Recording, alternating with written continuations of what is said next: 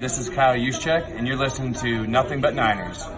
This is Charles Haley. You're listening to Nothing But Niners.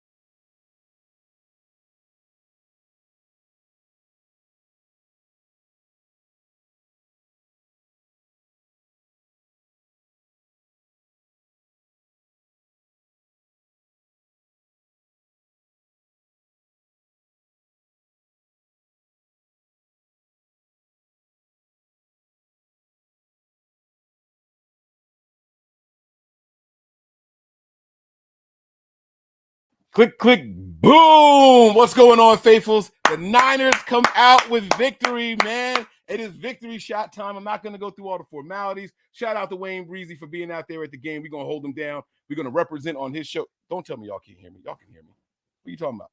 Y'all can hear me, right? Mic check, mic check. 1, 2, 1, 2. Hello, hello. There we go. All right. I see the click, click, booms in there. All right. I'm going to start popping people in here now. Zach said he can hear me. All right. I got NY to the Bay. Let's start with the 3. Come on, fellas. Let's go. Let's go. How y'all feeling, man? What's going on, y'all? Let's do it. Feeling great. Let's fucking go. All right, man. Listen. I know some of you guys are pressed for time. All right, Zach, I know you got somewhere to go. Mike, we're going to take a quick, small victory shot with Zach because we're going to do what we normally do over here, okay? Zach's got to go. Zach, man, your thoughts on the game real quick. It was the typical 49ers this late season, just performance overall, right? It's the tough, gritty first half. It reminded me 100% of that win against the Washington Commanders. You're thinking, damn, is this really going to be a nail biter? I thought they were going to be able to pull this one out. And then the second half starts, and they just blow the doors wide open. It was beautiful. It was beautiful. And Brock, I cannot say enough good things about Brock Purdy today. He hit the throws that needed to be hit. He didn't make any mistakes, most importantly. Deebo Samuel had big plays. Brandon Ayuk had big plays. Christian McCaffrey had big plays. Mm-hmm. It was just amazing, man. I'm really, really impressed with this team, and I'm really excited to see where it goes.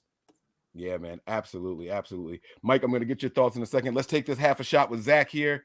I know he's got some running to do over there, man. Nice jersey, by the way. I see you over there. Guys, salute. Here we go. Cheers, brothers. Cheers, man. Cheers. All right. Now, I got some driving to do at midnight, so I got to take it easy. I'm going to do one more of these when we get everybody else on here. Zach, thanks so much for jumping in. Let everybody know where to find you. Let them know to go subscribe right now. Let them know, man. Yes, sir. We have Mike on all the time, and why we got to get you on sometime. 49ers Hive, YouTube, Twitter, Instagram. You can follow us there. Subscribe, hit like. We appreciate it, all the support. My personal handle is below on the screen. You can follow me there at Zach Hernan. That's actually not my full last name. I don't know why a lot of people think it is. It's Hernandez. But appreciate you, Mike, for having me on. Both of you, Mikes. Mike's good to see you. NY, good to see you. I just bought that hat, actually. I love that hat. So go Niners, and I'm excited to see where this show goes. Thanks, Mike. Absolutely love it. Have a good one, man. Be safe. Take care, guys. Be safe. All right. So we had a little bit of action going on over here, man. I had to deal with the cops.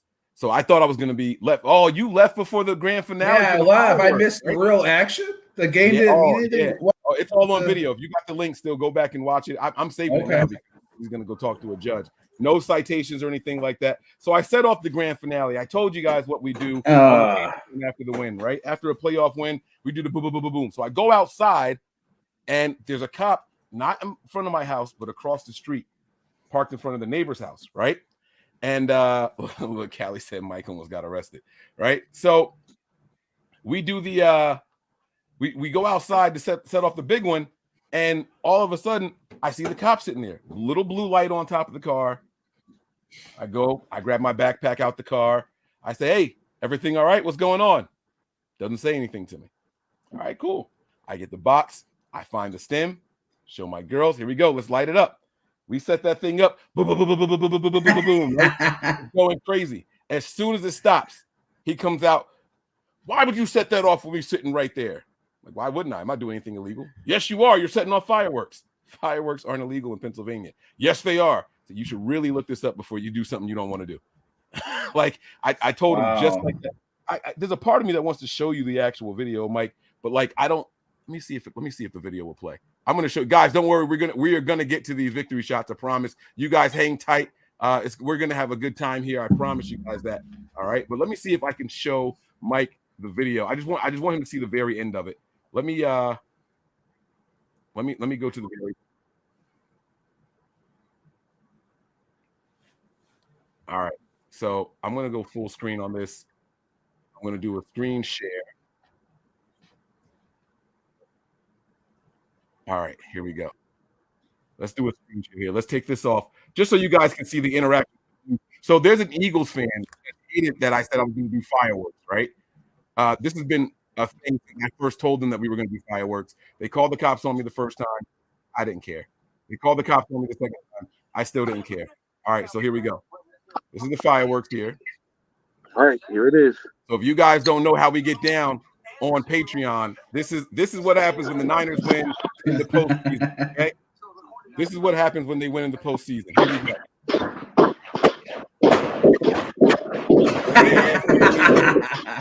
Yeah. Wow.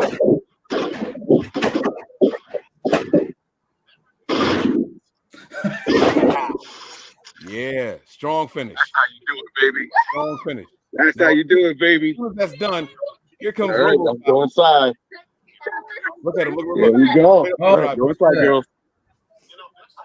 Because I'm not doing anything illegal. No, I'm not. I'm not. Okay, go inside, girls. Go inside, girls. Why is the video freezing? Okay.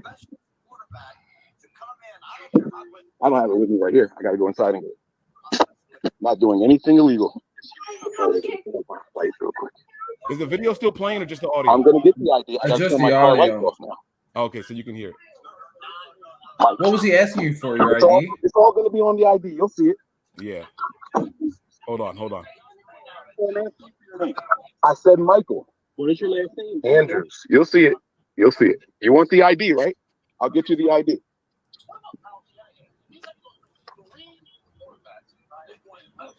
Go and grab the wallet.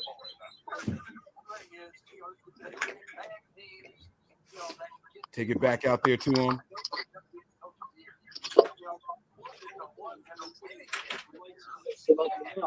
That I'm sitting out here because someone called earlier about it. So that is supposed to be a deterrent. A deterrent for what? You didn't say anything to me. You saw me come out 3 times, right? You didn't say anything to me. Why do I have to? Why can't? Why am I supposed to assume what you're there for? Because you're lighting on fireworks. That's not illegal. No, it's not. You should look this up before you start something you don't want to start, bro. It's not illegal. I've already talked to the city about it. It's 50 grams that we're allowed to set off within 50 feet of our own property. It is, but when you look it up, you'll see. I don't care. I will. I'm not worried about it. I know my rights. I looked it all up. He calls me uncivilized. You saw me come out and didn't say anything to me. You knew where to come and sit, right? So I'm supposed to assume while you're sitting across the street from my property. I'm not civilized. Yeah, I'm an animal. There you go. That's nice. Have a good night, sir. Wow. I'm not a civilized person. What did I say wrong? What offended you in my conversation? Because I've already had this conversation with the police department 3 times already. When you guys look it up, you'll see 50 grams is what's allowed at a residential. You'll see it. All right. That was that. Wow. That was that, man. I don't know. So he never said anything to you before that moment? No. That's I went out to crazy. my car 3 different times because I was considering not doing it. Then I was like, no. Right. I looked up on the side of it. It's 500 total grams, but each individual firework is less than 50 because there was 13 or 30. What was it? 30 or 13. Either way, it's less than 50. Less than 50 grams in total. It's less than 50 grams in total. So I know what I'm allowed to do on my property. So he can say whatever he wanted to say. Like, and he's like, oh, you can't do it. You can't do it. You should really look this up, bro. I even sent the information to the police department. I sent the letter to my neighbors at the start of the season. Any primetime game, the Niners, you know what we do on. Yeah. So, like, you can talk all you want. Here's my information. You know where I live. You are already here. Here's my name. I'll see you later. You know what I'm saying? And he said, you see me sitting there. Why wouldn't you do it? Why would you do it? I said, because I'm not breaking the law. I'm out here to be a deterrent. I said, from people breaking the law. I didn't do anything illegal. Yes, you did. You set off fireworks. Okay. All right. We'll have this conversation in court. And if they piss me off, I'll get a lawyer for harassment. But that's neither here nor there, guys. We are here to celebrate. All right. Just like the 49ers whooped the Seahawks' ass, I verbally whooped that officer's ass, and I'm hoping that he comes back. I'll be back next time, too. I'm not running from them. They got to deal with us just like they got to deal with us in the NFL, man. That's where we are. So let's go ahead and put the link in here. Mike, while we're doing that and waiting for people to join for the Overreaction show, I need you to tell me how you felt about this game, man. The link is here, guys. Victory shot time. Let's get ready to rumble, baby. Let's get ready to rumble. All right. Yeah, I for me, the first half, obviously there was some sort of mixed reactions, or feelings, right? But overall, like, even some of the misses that Purdy had in the first half, it wasn't terrible. Like, yeah, like, there were bad throws, but at the end of the day, he was continuing a lot of drives, right? And the only thing that really pissed me off in the first half was that squib kick. That made me so upset at halftime. My 10-year-old pulled me to the side, right? Afterwards, I had to take a breather because I was so mad. It was so stupid. Yeah. But in the second half, realistically, the better team just showed out, just like your fireworks, and just blew that shit up. Freaking Debo just down the sideline, that awesome block by Ayuk. Just the whole thing. Just they have too many dudes. They have too many stars on the offense. Defense, there was some questionable stuff that I'm a bit worried about. But offensively, with Purdy, he looks great. He just shows out. That incomplete at the end of the game was wild. Ayuk should have caught it in the back of the end zone. That would have been a highlight of the playoffs. But overall, you have to be excited with the way that this team played, especially in the second half. But that offense is sick. I mean, there's just so many different weapons, and I'm really excited for next week. And I'm not afraid of any of the teams that they could possibly play next week. All right. I agree with you, man. Everyone's saying that the link isn't working here. I posted it again. Let's try that one there. Let's see if this one works. What did I post this time? Looks like the same thing, right? Oh, there's two. No, there's not two. All right, there's Steve. Steve's in. There's Mose. Okay. I got Shant Club in here. Rose is in here. Here we go. Okay. Oh, y'all were really ready. I see Leslie down there. Let's go. This is going to be lit. Let's go. All right, guys. I'm going to remind y'all, I might not be able to take every single shot with y'all tonight because I have some driving to do at midnight. All right. So I got about 3.5, 4 hours. I got to try to take a nap at some point, and I got a 7.5, 8-hour drive ahead of me. So let's go ahead and start popping everybody in here. All right. We're going to do a ISO screen. We're going to get everyone's thoughts after we take this victory shot. All right. There she goes. You got your seltzer water. What you got over there, Leslie, tonight? What you got? Just got my water. There we go. Yes. Woo! There we go. That's what I'm talking about. There we go. All right. I'm going to hide that link. All right. I'm going to see if I can get any more people. I think we're allowed to do up to 10, if I'm not mistaken. So we got a little bit more room if you guys want to jump in here, man. And what we're going to do, guys, if you've never been on for the victory shots, we're going to take the shot together, and I'm going to do an ISO screen where it's one person, and you guys get to give your thoughts in the game. We're going to run through everybody real quick. We're going to wrap up the show with the reaction from the panel, and we're going to keep it moving, all right? Try and go on the show and take a victory shot with me. There we go. All right, guys, I think everybody should be good. Everyone's ready. I don't see anyone else jumping in here. Got my man Ronnie as the last one that came in here. All right. Let's get these up in, guys. Now, man, when they come off the field, they do like a social media fucking when the quarterback, we start rating. Now, this is what we're gonna do. Who is that? All right, so this is what we're gonna do, guys. We're gonna play the touchdown San Francisco sound that my man, I can't say my man, I'm gonna lie if I said I liked him. But what is his name? Greg Papa. To me, he's still a Raiders commentator, so I still got some animosity towards him, but it's all good. It hits hard. We're gonna play it, and when he's done saying touchdown San Francisco, we're gonna throw him back. All right, so we're gonna throw him back. Here we go, guys. Let's go ahead and do this.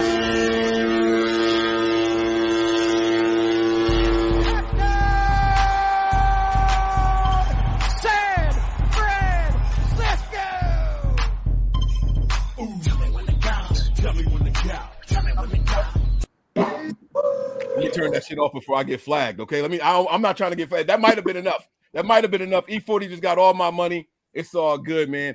Oh, someone else just jumped in. You got to take this shot solo down there, Josh. Oh no, don't take no shot. You driving? No shot for you, Josh. Yeah, no. Come on, man. Hey, be safe down there. Just take a sip of whatever you got over there. We did it all already. All right. So what we're gonna do? We're gonna do this backwards. I'm gonna start with the person driving because I always get nervous with people driving. All right. We're gonna put them on first. Let me get myself out of here. I think they're right there. There we go. All right, take yourself off of mute. Everybody else, if you could, please put yourselves on mute. Give Josh 559er. Give us your thoughts on the game, man. We're gonna run through everybody else. All right. Right now, I'm in line getting out of the yellow lot, so I'm good. But that was a great game. The faithful showed up in the rain. Yeah. And it was a non-factor. I just loved it. It was just beautiful. Hey, Purdy had his first playoff game. It was being the last pick of the draft that makes him have a little chip on his shoulder. How much did it actually rain down there? Very last pick. Actually, it cleared up for about the whole third quarter and almost all fourth quarter. The whole second half was almost dry. That's what I like hearing. Okay, see the Niners, and they kind of turned up in the second half too. So I wonder if that's part of it. You know what I mean? But we're always a second half team. So you were out there from start to finish. For sure. Let me ask you a question. For sure. Scale of 1 to 10. How nervous were you at halftime? Honestly, not nervous at all because, like my fiance, she's even more less nervous than I am. She's the one. Oh, we got this, no matter what. And I'm the same way. No, like we've been a second half team. We come out in the second half and show out. Like for the last 6 games since Purdy's been starting, our second half has just been on fire. We put up like 3 touchdowns. I don't know how many games in the second half. I think all 6 games actually. I don't know. I got to go back and check that, but yeah, definitely. I got confidence. I got confidence in what Shanahan's scheming up in the second half. He's definitely making whatever changes he has to do. And the guys are executing. Absolutely, man. Hey, listen, man. I'm glad you guys were out there to represent for the fan base, man. You guys drive safe. Get home safely. For sure. Hopefully you guys are out there next week also to enjoy the game, all right? For sure. We'll be there. Yes. Go Niners. Go Niners. Right. Hey, listen, I'm planning to be there also, okay? It's likely to be a Sunday game. I'm planning to be out there also. Y'all got to find me somewhere, all right? Say what's up, all right? Definitely will. Make sure y'all come by and find me. Let me know where y'all at, or if y'all see me, tag a post or something that I'm in, and I'll say what's up, all right? Oh, for sure. Thanks, Mike. All right. You guys be safe, all right? Okay. Now, let me see. We're going to go back up to the top here. We're going to get my man Stephen Fox in. All right. Foxy, where you at, man? Hold on. Where'd he go? There he is. Oh, now you got to get yourself off mute. I had to mute you because you were talking. There you go. What's going on, man? Not much, man. This is the Victory Shot King. I think he's in here for every single episode of Victory Shots, man. Steve, what's going on? You know, like I said before, it don't matter who the Niners play. You know what I'm saying? Bring them all on. Exactly. I wasn't worried at halftime. I was screaming and shouting just like any other fan, but worried? No. Nice. I like it, man. You weren't worried at all at halftime. Honestly, not one bit. No.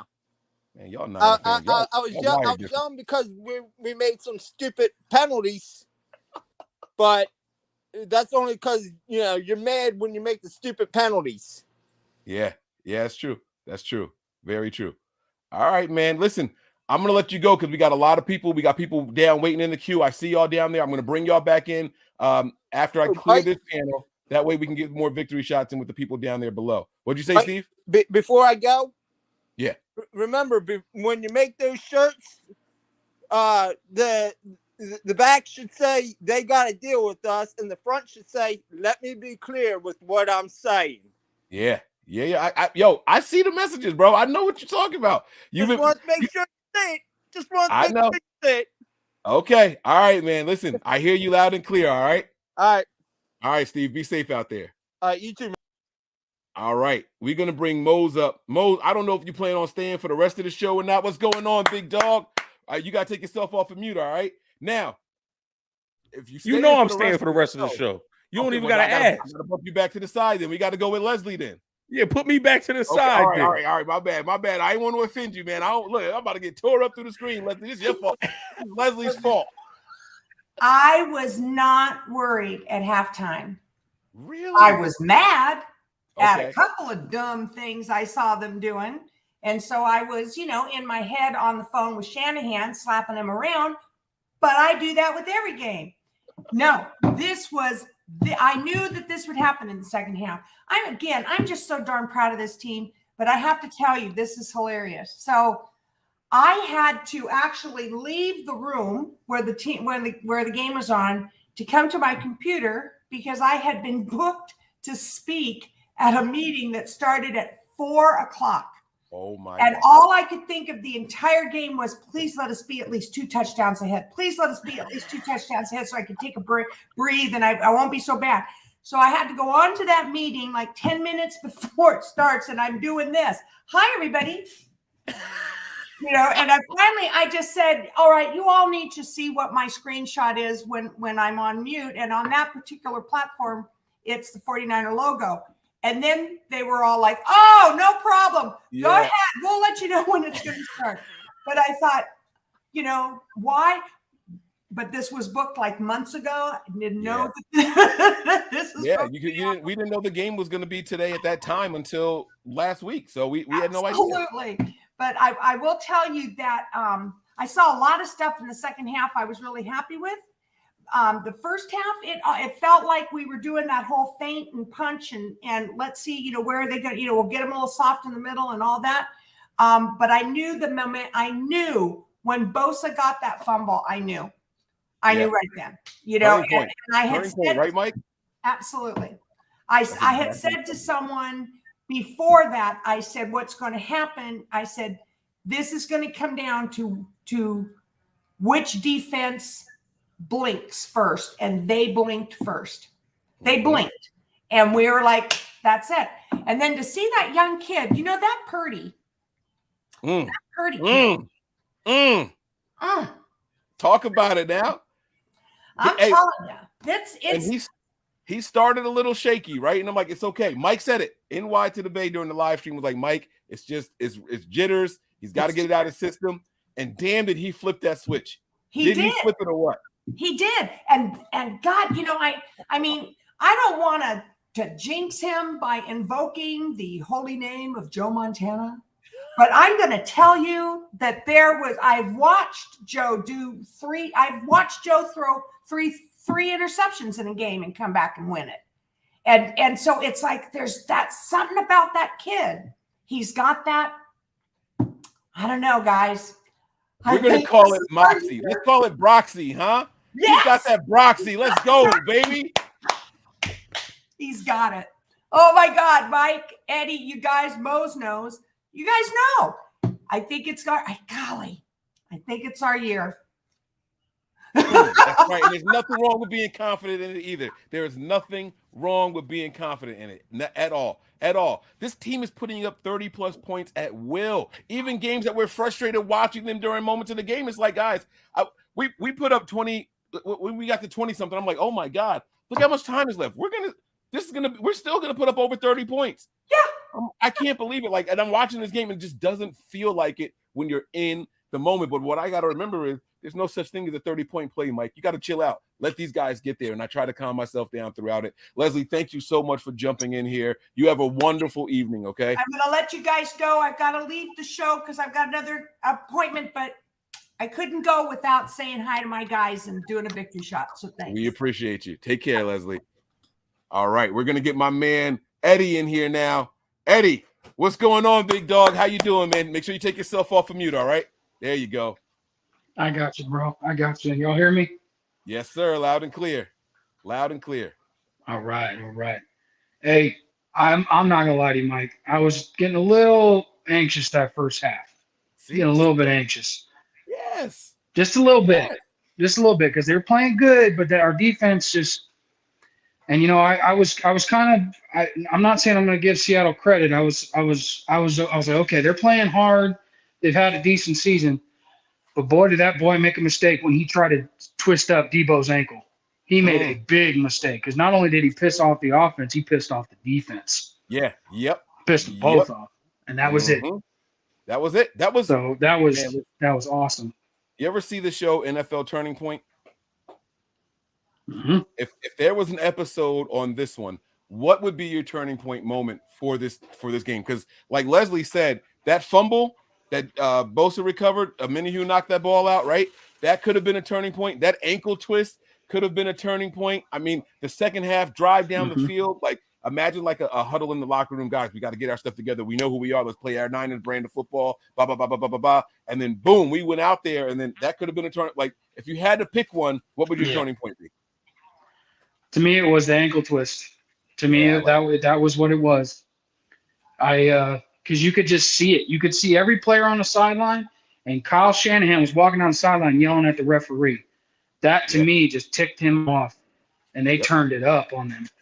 Yeah. So that, to me, it's the ankle twist. That kid made a big mistake. Debo coming off an injury, and then you trying to twist his ankle. Like, I mean, it wasn't even like at the bottom of a pile. Mm-hmm. He just grabbed it and pulled on it. It's like, what are you doing, kid? Yeah. And then like he drug him for like a half a yard. Like and how is that not a penalty? Who doesn't see that happen? That Kyle was screaming, bro. Kyle was yelling at that referee. He's saying the same thing. I'm not going to say the words he was saying, but he's like, how can you not call that? Right. How can you not call that? The kid pulled on it. Yep. But no. Hey, what a way to come out of the second half. I do think that the beginning Brock was like NY said, it was jitters. And you know what? If he got his jitters out like that, what did you see him do in the second half? He was beating on his chest. He was getting all crazy. That's the Brock we want. That's the kid we want. We want to see him come out. If that was the jitters he had, I'm cool with that. He got him out. And then he came out and dominated. Man, the way that young man eludes, oh, I love it. I love it. He looks so good. Yep. Listen, so man, it's hard. It was a good one. Hard to find something you're not confident in this one, man. I think the Niners really, really just like Leslie said, man. It feels like this is our year. I'm not gonna lie to you. It really does feel like this is our year, man. So here we are, man. Here we are. Good, we man. all have to go through our own little sets of adversity. The Niners went through it in the first half. We went through it in the Raiders game. And here's the cool thing: even the games with the adversity, we come out with dubs. We come out winners, man. And then we can't ask for much more. Big dub. All right, man. Eddie, I'm going to let you go. We got a lot more people that are down there in the chat below. It's time for some more victory shots. We're going to get these guys in here. I'm going to hear from them. Then I'm going to have the panel. We're going to break this all down, guys. Panel, people, stay with me. Stay patient, all right? Eddie, have a great night. Be safe out there, all right? Let's go, yo. There you go. It's my guy. All right, man. I think everybody else that is left are panel people. We got a couple more. Damn, who just dropped out like that?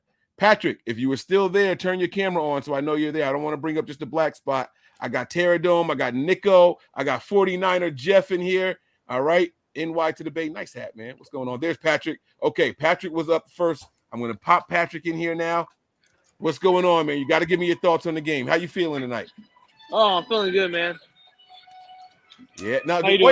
We got to take a victory shot with the second half crew. Hold on. Let me take this mode off. Where's everybody at? Where's everybody at? Okay, here we go. I don't think any of y'all took shots with us yet, right? I was wondering what's going on, Mike. My bad, TT. My bad, man. Charge it to my head, not my heart, man. Charge it to my head. Oh, man, we won tonight, so I'm all good with everybody, baby. All right, so we're going to do one more. Everybody go on mute real quick. Everybody go on mute. We're going to play the sound. It's going to be the Foghorn. It's going to be the by Greg Papa. And then after Greg Papa says touchdown, so let me get everybody muted. Hold on. Who's not on mute? Nico. Okay, there we go. All right, here we go.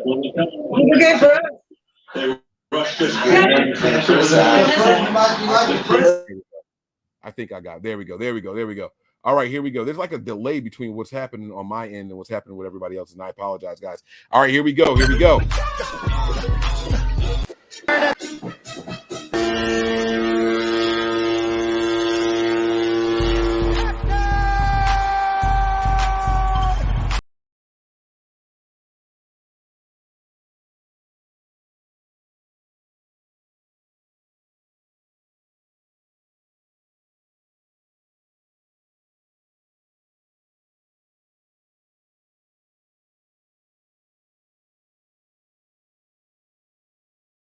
Man, long.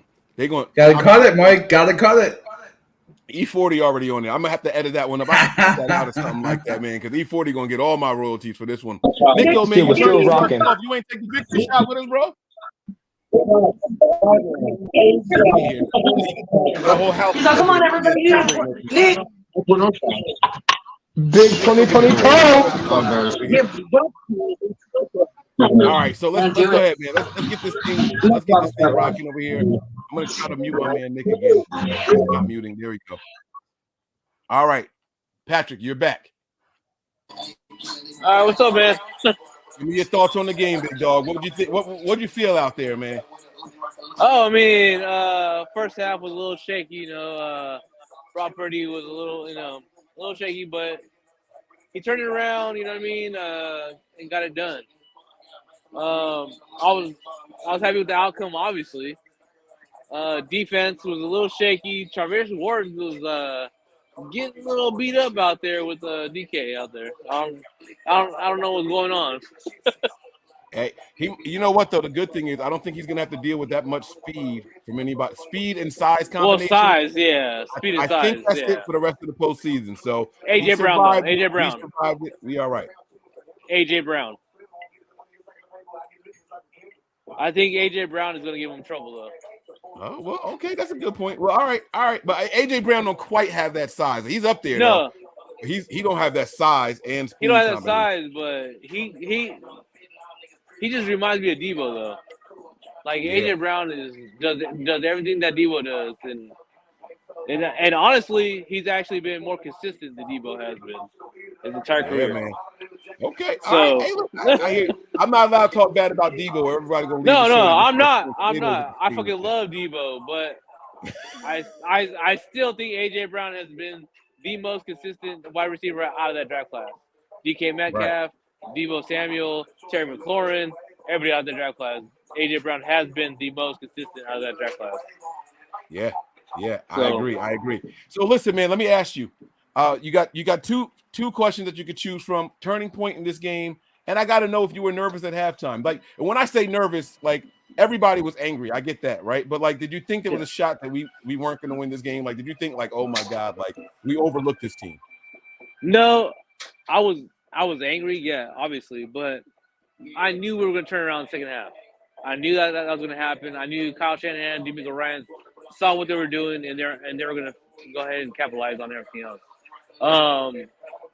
Now, turning point was that Debo Samuel. I told my wife, and I told my wife when that dude turned his ankle, I was like, that's game right there. Game's over. We're about to blow these motherfuckers out. There you go. That's the turning point for you, man. Yep. Okay. Hey, all right, Patrick, enjoy the smoke here, man. Now, was that a cigar or is that a cigar? Cigar. A cigar. Okay. All right.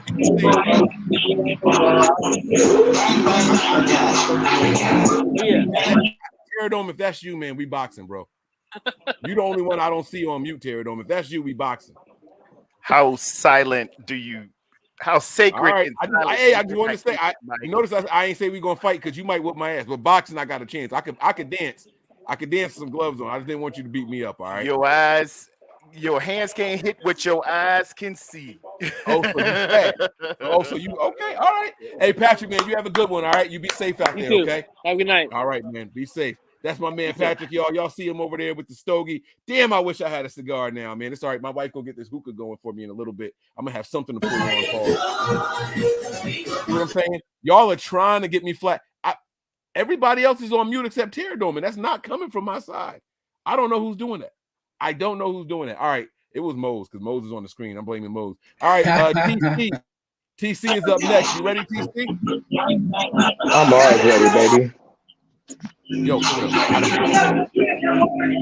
damn. Is that you? Tell me when to go. Oh, hey. Is that your music, TC? You got the music coming in the background? Nah, man, hell no. All right, man. Listen, bro.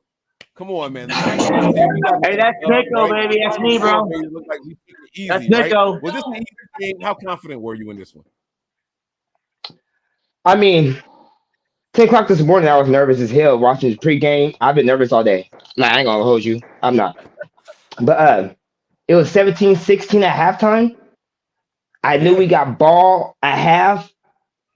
I at least knew we was gonna come down and get a field goal. So we was gonna be up regardless. So I wasn't shook. I was just concerned whole time. Right. But man, we finally put up 40 points, Mike. Come on, man. They waited for the whole season to finally give it to me. I've been calling for it for like the last 5 games. They gave it to me when it counted the most, though, right? Finally got that done. So I mean, all I know is we might put up 40 points easily for the rest of the game, bro. Is the way we was moving and grooving. And like, you know, the way we was kind of shook at halftime, and then I mean we had 16 points at halftime, and then bam, 41.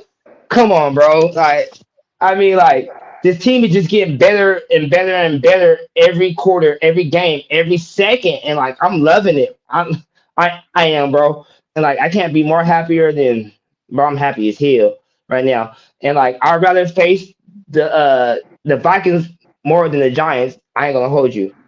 I'd rather face the Vikings more than the Giants. But whoever we face, hey, look, this is the thing. If the Cowboys beat the Bucks, that's who we play. Okay. It's that simple. Okay, but I'm already looking past all of that. I already know who we're gonna play. All right, I already know. But anyways, though, I'm not really worried about anybody else. And like I know you guys were talking about DK Metcalf was like the fastest receiver that we're gonna have to face in the playoffs. I get that, but y'all sleeping on Justin Jefferson, and I mean like I think he's a little bit better than DK and AJ Brown. On some real shit. And like I know Kirk Cousins at the end of the day, but if it's a close game, they probably won't beat us. So we got bums out. Facts. We have to. In the close game, Kirk Cousins is more likely to choke, right? But you let a bad team hang around, they make you pay for it. So I mean, they won 11 games by 1 point or some silly shit like that, right? Or really? It's silly. But they've been in like one possession games for all regular season, and they've been winning. So I'd rather not be close. I mean, I really don't care who it is. I mean, let's say, I don't care who's gonna step up. You know what I'm saying? Like, I'm like everybody in the NFC can't see us. You know what I'm saying? Like, we gotta worry about the AFC. That's all we gotta worry about, the AFC. I'm not worried about no Philly, no Cowboys, no old ass Tom Brady. Oh, we bumping music again? True. I don't know who it is, though. I'm looking. It's all good. It's all good. I mean, we're litty titty, bro. Let's go, bro. We just won our first playoff. I did. Did you just say litty titty on my stream, bro? I did. I did. But anyway, though, as our first playoff dub we got next week. Let's keep it pushing, bro, the whole time. You know what I'm saying? Like, let's go. You know what I'm saying? Let's go. And I'm gone. I gotta take care of my kids. I love y'all. Tony, Nick, Wayne, man, you bring the pain, no? Oh, baby. I love y'all though. Most definitely. You be safe out Thank there. you. I'll see you next week for victory shots. Bang bang. All right, let's go, man. We out of there, man. That's my man TC. Big dog Shant. It's not your turn yet. Don't take yourself off mute. Not yet. Not yet. I want you to stick around for the after party. All right, we're gonna try this Nico Wilson. Nick, where you at, man? Come on, Nick. Calling on Knicks. Well, I just kicked the Nick off for this Nick, but you know what I'm saying. Y'all know what I mean, though, right? Y'all know what I meant. Nick, going once. Nick, going twice. All right. Oh, I see your forehead. I see some cheeky eyes. What's good here? What's good? What's going What's on, good, guys? Nick? How you doing, big dog? I got the whole crew here. My sister. The whole crew. Show them New Jersey. Show them New Jersey. Let's go. Let's go, man. That's oh, yeah, I see. Is that a Yeah, they can. They see it. Yeah, she got a Purdy. She got a Purdy. Yeah, that's my sister. Fucking Purdy all day. Okay. Okay, It was a pretty badass game. It's a pretty badass game for sure. There you go. All right, man. Nico, I got to get your opinion on this game, man. You got to tell me something, man. I want to know when you thought the turning point was, because the damn sure wasn't in the first half. Like, yeah, dude. You know what? As soon as they scored 17 points, I said they ain't no more points to get scored, and that was right before the first half, or the second half. I just seen it. I was like, yeah, they didn't score no more points, and that, we shut them down after that, dude. As soon as they scored 17, we shut them down, bro. It's a defense. Yeah, I thought the defense did good, dude. I know we gave them a little something in the first half, but now we shut them down, dude. And as soon as we were just killing them on offense, Purdy did great, dude. Like usual, he just And Debo, it was a Debo game. Debo Samuel, man, he did some shit this game. Proud of that dude, and he stood out for sure. But strong we needed him, you know. I was looking at Debo's stat line, right? I mean, even as a rusher, he averaged over 10 yards a carry. As a wide receiver, quiet as kept, man. It didn't feel like it watching the game. My man had over 130 yards in the game. Tell me when it happened. It was a Debo game, bro. He was incredible, and I called it before he even had a touch, dude. Like. Yep. But yeah, anyways, yeah, for sure. Freaking our defense stepped it up, dude. As soon as we finally, just like we were up by 38, 40 points. We just we just sat back and let them, pass underneath or whatever. We let our fucking defense out. So really, we shut them down to 17 points, in my opinion. Yeah, and then you got to think about it too, man. Our starters weren't in when they got that last touchdown. That was all the backups out there. Yeah, exactly. That's what I'm saying. We shut them down, dude. Our team shut them down, bro. That's what we're supposed to do. They ain't nothing special like we are, dude, right now. It's for real. We got all these fucking stars on our team, man. Like, we got a good-ass team, dude. What, Pro Bowls? We got another, 5 more Pro Bowlers on our team right now. Like, come on, man. They out there. We should have had more. We're not going to lie about it. We should have had more. Yeah, man. Our defensive line's incredible, too, Bosa still doing his thing. A mini hue, bro. I just saw it. Oh my god. Yeah, it was East. Wait, Tony's jamming out? Yes, that was Tony. I just saw it come off from you and go back on Tony. He's a low key party. Yeah. Big dog. I was the one playing that Bang Bang Niner Gang song earlier. Oh, but also it was you too. All right, I got to. We got multiple. Yeah, it was me earlier. It's a block party, man. You can't stop it. All right. I got the Kittle though. Hey, Kittle did enough, man. All right, man. All right, guys. Yeah, I love all you guys. Here, y'all be safe tonight out there, okay? Yeah, yes, sir. Have a good night. Go Niners. Right. Go Niners. All right. Go Niners, baby. That's what I'm talking about. All right, guys. Now, you know what? I think everybody else that I have in here, I think I want them to stay. I'm gonna let Terradome curse me out in the name of Jesus. I know I got that coming. I don't know what I did, but I know it's coming. All right. I got Tony in here. I got Nick. See, who is that? Is that Terradome? Y'all don't care about copyright infringement at all on my. Hey, by the way, let's get this straight. Let's get this straight right now, Mike. I got permission from Mr. Chuck D himself to use that as I come on. Oh, hey, you make sure you do that to YouTube when they flag me and Wayne. I got Wayne's channel on here too. If Wayne get a strike and they shut his shit down because of me, he is gonna decapitate me. Y'all better be careful. I tweeted Chuck D. Chuck D said, "Go for it." I said, "Thank you very much, sir. You've been a hero of mine for a long time." You need to hold that up there to the camera so that way we can get that disclaimer out there. Let them know that we have permission to use Chuck D's music. And because listen, man, they don't play about them. They don't play about the old time vets, man. I'm just letting you know. Somebody out there watching their royalties. Chuck D told me. Now, guys, everybody take yourselves off of mute. We can speak civilized here. Oh, wait. I'm not a civilized person. Never mind. What do I know? Tony, did you see? Oh, he holding up the tweet for real. Oh, you were dead serious. I thought you were playing. Hold up. I talked to Mr. Chuck D himself. Oh, He hell said, yeah. Hey, do your thing. YouTube, hop off, YouTube. What's up? What's up? They can't say nothing now. Tony, were you here when I played my interaction with the cop? You were in the video still, though, right? Man, Yeah. Tony, hey, Tony. It's really What's up? Tony, What's up? I work in emergency services, Tony. Did you see it?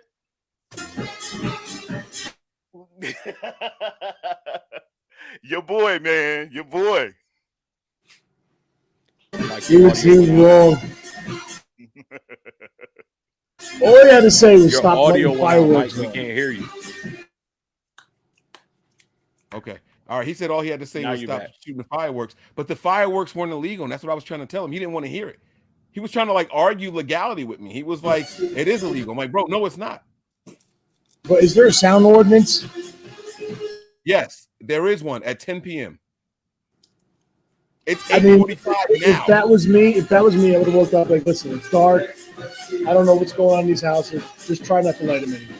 That's it. You don't have to be extra with all that stupid shit. I got you, man. He's like, oh, I need your ID. What's your name? I was like, Mike. First he asked me for ID.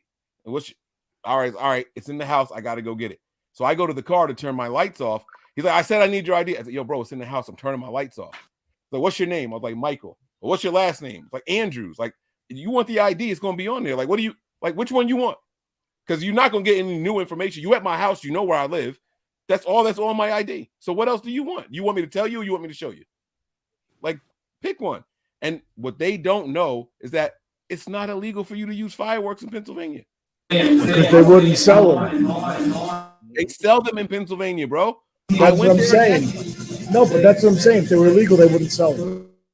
Oh, well, yeah, but whatever. I don't care. But I can't wait to talk to the judge. And if they keep the shit up, I will happily get a lawyer and sue them because I'm uncomfortable. They made me nervous. I'm scared to walk out my front door. I'm a victim now. Don't make me play the race card. I'll play that shit fast as hell. I'll play it fast as hell. Don't play with me. All right. We're gonna talk some Niners ball, guys. Everybody except Tony, take yourself off mute. All right. We see the panel here, guys. Let's talk about it, man. Anybody can go, man. Shant, I haven't heard from you in years. NY, take yourself off of mute. I know you like to stick around for these shows, but I don't know when you got to go. You got baby boy over there. I'm sure y'all watching this Chargers game. What a weird game so far, right? I mean, a pick on the opening drive and then like just like whatever's going on over here. I picked the Jaguars to win this game. Who you guys got in tonight's or in this current game?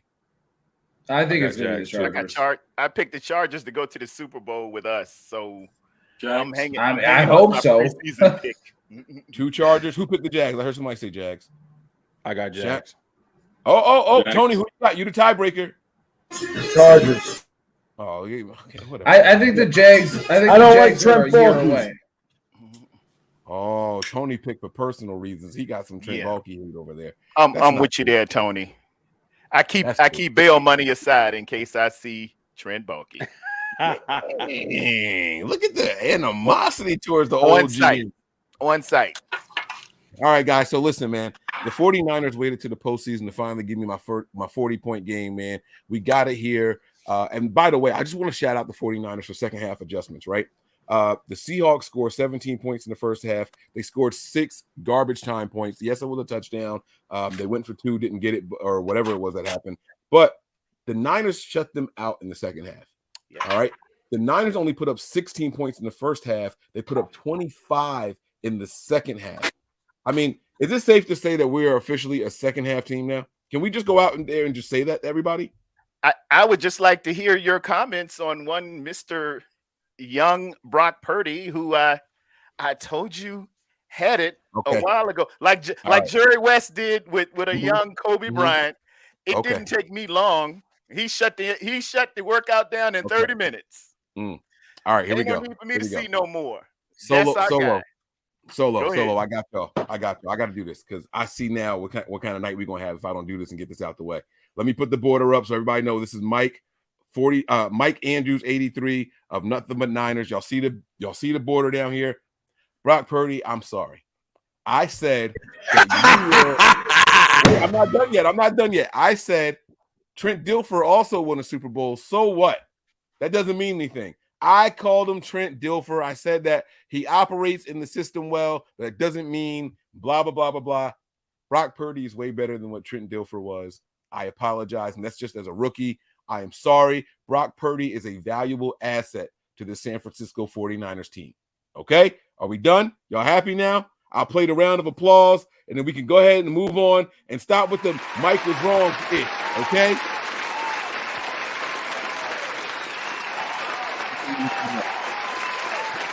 That's growth and maturity.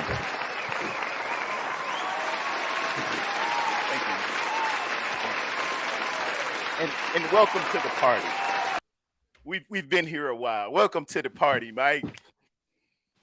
Did you see? Yep. Did you see? Oh. Did you see the almost signature move? If Ayuk would have caught that, Ayuk would have caught that. Let's drop the mic and walk right off the field. That would have been crazy. It ain't take long, man. He beat the blitz. He said, "Wait till the league catches up with him." That infers that he's beyond everyone right now. And boy, when he did the Purdy pirouette and then came back around, went backside, held it to the end, and took the shot. And dag, if Ayuk just would have pulled it down, that's his signature play. But wait, there's more. We're gonna line up come next Sunday, and we're gonna do it again. You know, Old Gold. We used to drink Old Gold back in the day. I know some of y'all a little young, but we had 40 ounces of them, and that's why we broke out that 40 today for the old Gold. The ice on my teeth keeps the crystal cold. The defense, they made their adjustments and came back and put the clamps on them, put the brakes on them. The turning point was you mess with a dude named Debo. Come on, man. I think in Swahili, Debo means the first guy's missing.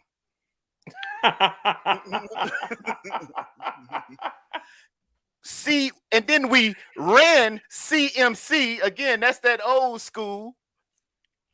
Then we had two closers. We're so blessed with an embarrassment of riches that if it were relief pitching, we could have Mitchell in one game as a reliever and a closer, and then the next game run with a different pair and have the great Jordan Mason close for us. Any way you want it, any city you want it, all the way through to Glendale, Arizona, we are here for the smoke. I know what I got out there. Your question earlier was, weren't y'all a little nervous in the first half? No, because Jimmy Ward gave away a little cheap 3 points, and you know, we just blew a coverage, which we always blow. We have to get that out. I don't know. It's like some guys had to throw up before the game. The defense got to blow one before the game, in the first half. We just got to blow one and have a brain fart. But boy, when I come back in that second half, it's always on the same sideline. It's always on that sideline. Yep. Outside release, DK Metcalf or whoever the receiver is.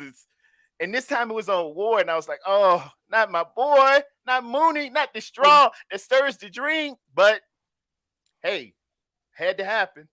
I just don't understand why we can't fix it. I don't understand why we can't fix it. It drives me absolutely crazy, man. Mose, Nick, man, come on, y'all. I need to hear from y'all, man. What are y'all thoughts on today's game, man? I know we celebrate. This is high times, man. You know what? Maybe I was aggressive talking to that officer because I was in my feels. I was celebrating, man. Like I was still turned up. I was setting off the first playoff fireworks of the whole season. Like I waited all season to let the big box off. Little did he know I'm doing it again when we win again. Like hey, just come back.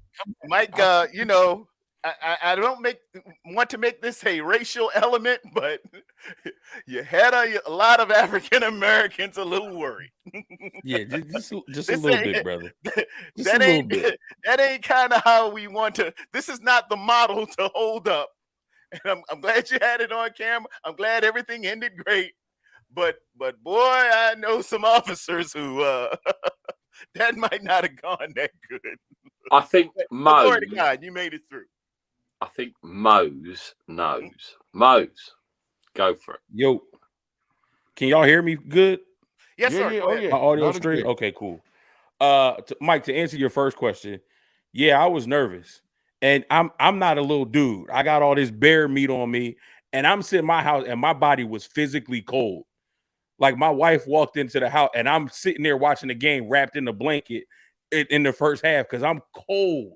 Like my body is like ice cold because I'm nervous about this game. And as the game started, we go up 10.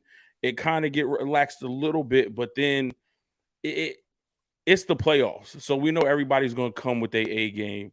And then they started to come back. And then just to see how with one drive and then one big shot, they scored on 2 possessions. We scored 3 times and they still had more points than us. And then to close out the half, hold on, sorry, that's my daughter calling me. To close out the half, Jimmy Ward gets that stupid penalty. Now, if you ask me, I feel like that was the turning point. I love the Omenahu play. I think the team added more fire when the Debo situation happened. But the turning point was Jimmy Ward. That woke us up. They said, okay, we haven't been playing our greatest, and now we end the half with a stupid penalty, and now they got this false hope. What should have been us going into the half with a 2-point lead is them now going in with a 1-point lead, and now they have this false hope. So now I'm sure Jimmy went into that locker room and said, that's on me. That's my bad. I got to be better. I can't do stupid stuff like that to put us in bad positions. That's on me. I'm going to get it cleaned up. And as a leader and as somebody, as a captain of this team, him going into the locker room and telling that to his teammates, that made everybody stand up and say, all right, let's do what we do. Let's go out in the second half. Let's make these adjustments and let's get it together. Let's play our brand of football. And in the second half, you see in the first half, those drives that ended in field goals, now we started to end them with touchdowns. That's when you get 25 points on the board. That's when you're so comfortable with how you're moving the ball and how your offense is playing that you can go for 2 just to make sure that you're up 2 scores, to let that other team know we're doing everything that we possibly can to make sure that y'all know y'all not in this game no more. And the last thing I'll say before I let Nick go, I give a ton of credit to Kyle Shanahan, because in the first half, we saw a lot more passes than we did runs. And I think that was strategic. We talk about Brock Purdy being a rookie, first ever playoff game, and the jitters that he had. Kyle calling a pass-heavy offense in the first half, get all of that out your system, young fella. Get it all out your system. And had it not been for Jimmy Ward's bonehead mistake, Kyle goes into the halftime with a lead and a pass-happy offense with Brock Purdy having jitters. But you see the mastermind that Kyle is. And when things work to plan, Brock Purdy came out in the second half and looked like the Brock Purdy we saw at the end of the regular season and not the quarterback we saw in the first half. So Kyle gets a ton of credit from me for strategically calling that game that way to get the jitters out in the first half. I love it. I love it. I love it. I like it, man. And, you know, this is, you know, you talked about Brock Purdy being a rookie and his first playoff game and all that stuff. But what about, like, you see Trevor Lawrence tonight, 3 interceptions already. Brock had none. He had none. He had none. He had none. Trevor Lawrence has 3 picks in his first playoff game. Top pick in the draft, y'all. As far on opposite end of the spectrum as you could be when it comes to draft picks, right? Not his first year in the league. And he's got 3 picks in the first quarter. Brock finished the game with more touchdowns than, come on, man. Let me shut up. Nick, man, come on, man. I got to hear from you, man. I know you got something to say, bro. Come on now. Of course. Can I just say, 2:00 in the morning here, UK. So you know I'm down, and I text you and said, "Are you doing an after show?" And you said, "Yeah, come on." So yeah, I was worried. First half, worried, and you could see that they were flushing Brock to the left, and he was spinning around, and I'm thinking, shit, this ain't going well. And I was worried. I really, really was worried. And I said to my friend, we need to get a touchdown first drive of the second half. And it all changed because he was rolling out to the right. He was poised. And he was poised in the first half when he was making those throws. But he gained the poise that you want to see. And I'm not going to lie, Super Bowl, no one's fucking with us. No one. Sorry, Mark. I know you don't like swearing, and I know I'm after the 10-minute rule. No. Hey, man, But we I'm here now. telling you, Trust me, we violated plenty of times already tonight. It's all right. I'm telling you now, no one is fucking with the Niners.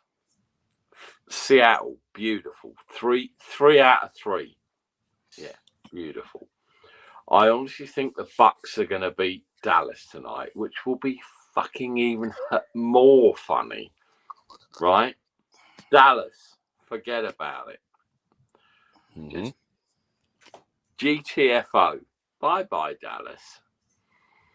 Yeah. I think Minnesota, I think the Chocotron 5000, a.k.a. Kirk Cousins, is going to lay an egg. I mean, seriously, I know the Eagles have been good, right? And they have been. But do you honestly think anybody wants to face this fucking Niners team now? Do you want whoever's left? Who wants to face this team? No. And I'll be honest with right? No one. I'm not. I'm a homer, right? I've got my 97 shirt. Who wants to face this team right now in the NFC? Who? No one. No one. So, especially not after today. And we have to be a bit grounded because we're all homers, obviously. And, you know, we just waxed the sea chickens, which is always fucking brilliant. Yes.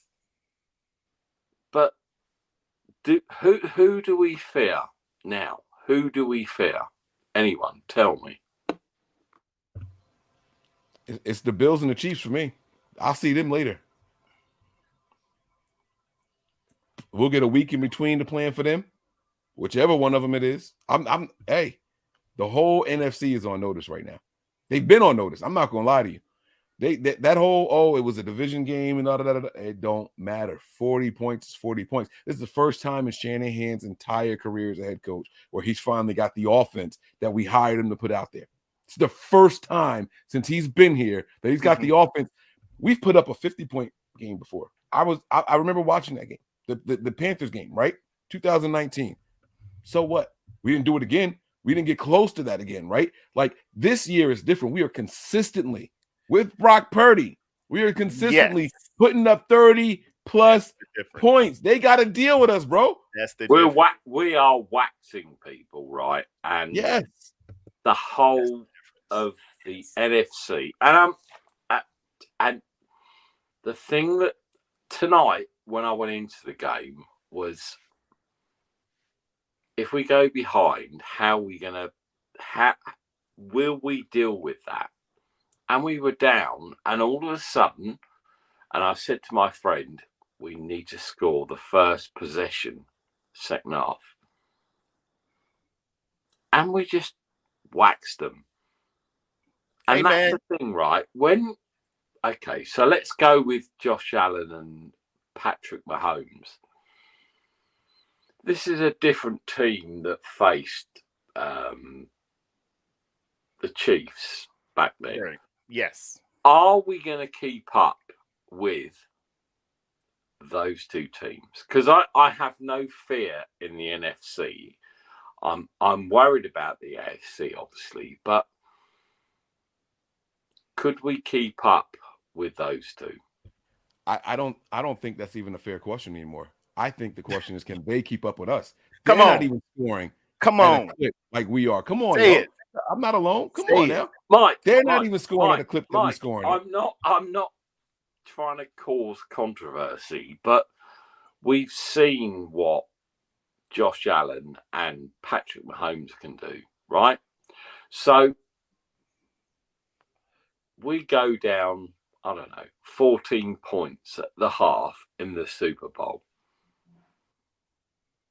Can Brock bring us back? Absolutely. And that's what that's what I want to hear. What's different? Everyone to say what it is a mindset. It's different because of who's behind center.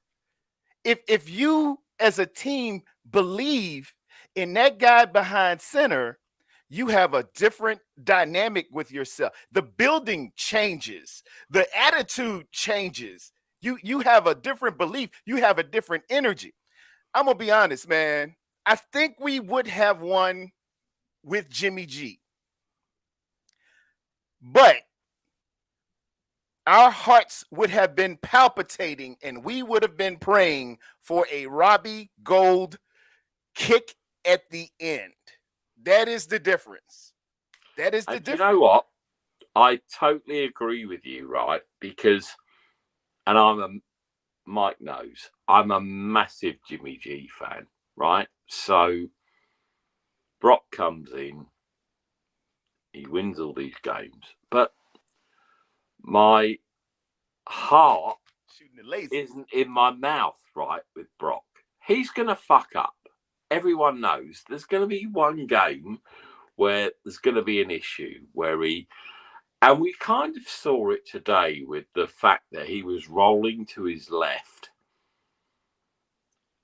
and that wasn't where he needed to be. If he rolled to his right, maybe he would have hit some players.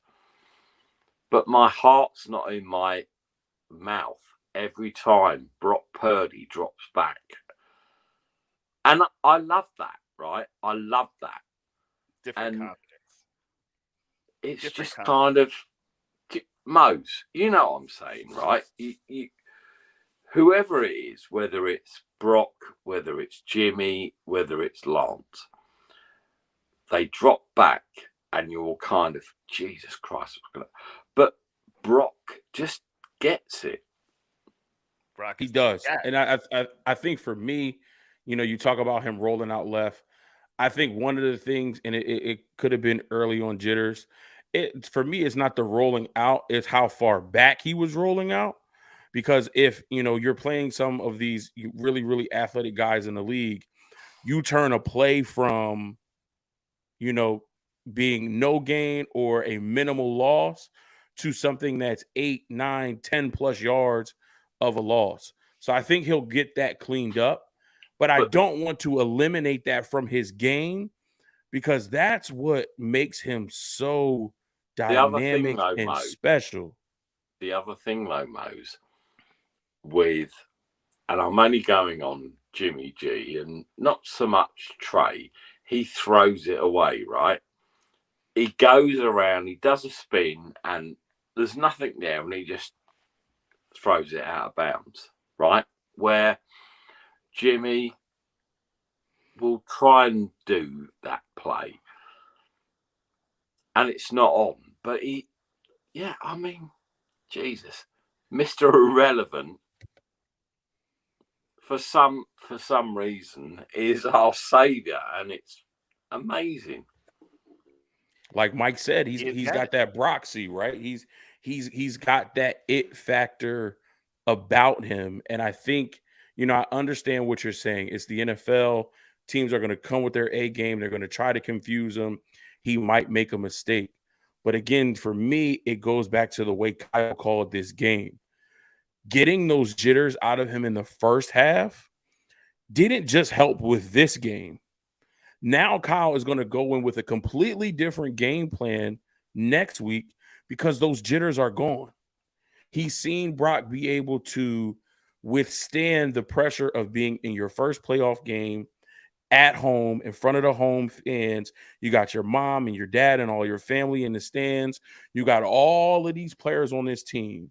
You've got the Deebo Samuels and the Nick Bosas who've been to a Super Bowl their rookie year, right? They were in the Super Bowl. They were this close to winning it, and they want to get back there so bad. You have a guy like Trent Williams that is protecting your blind side and keeping those guys off of you who's never been to a Super Bowl.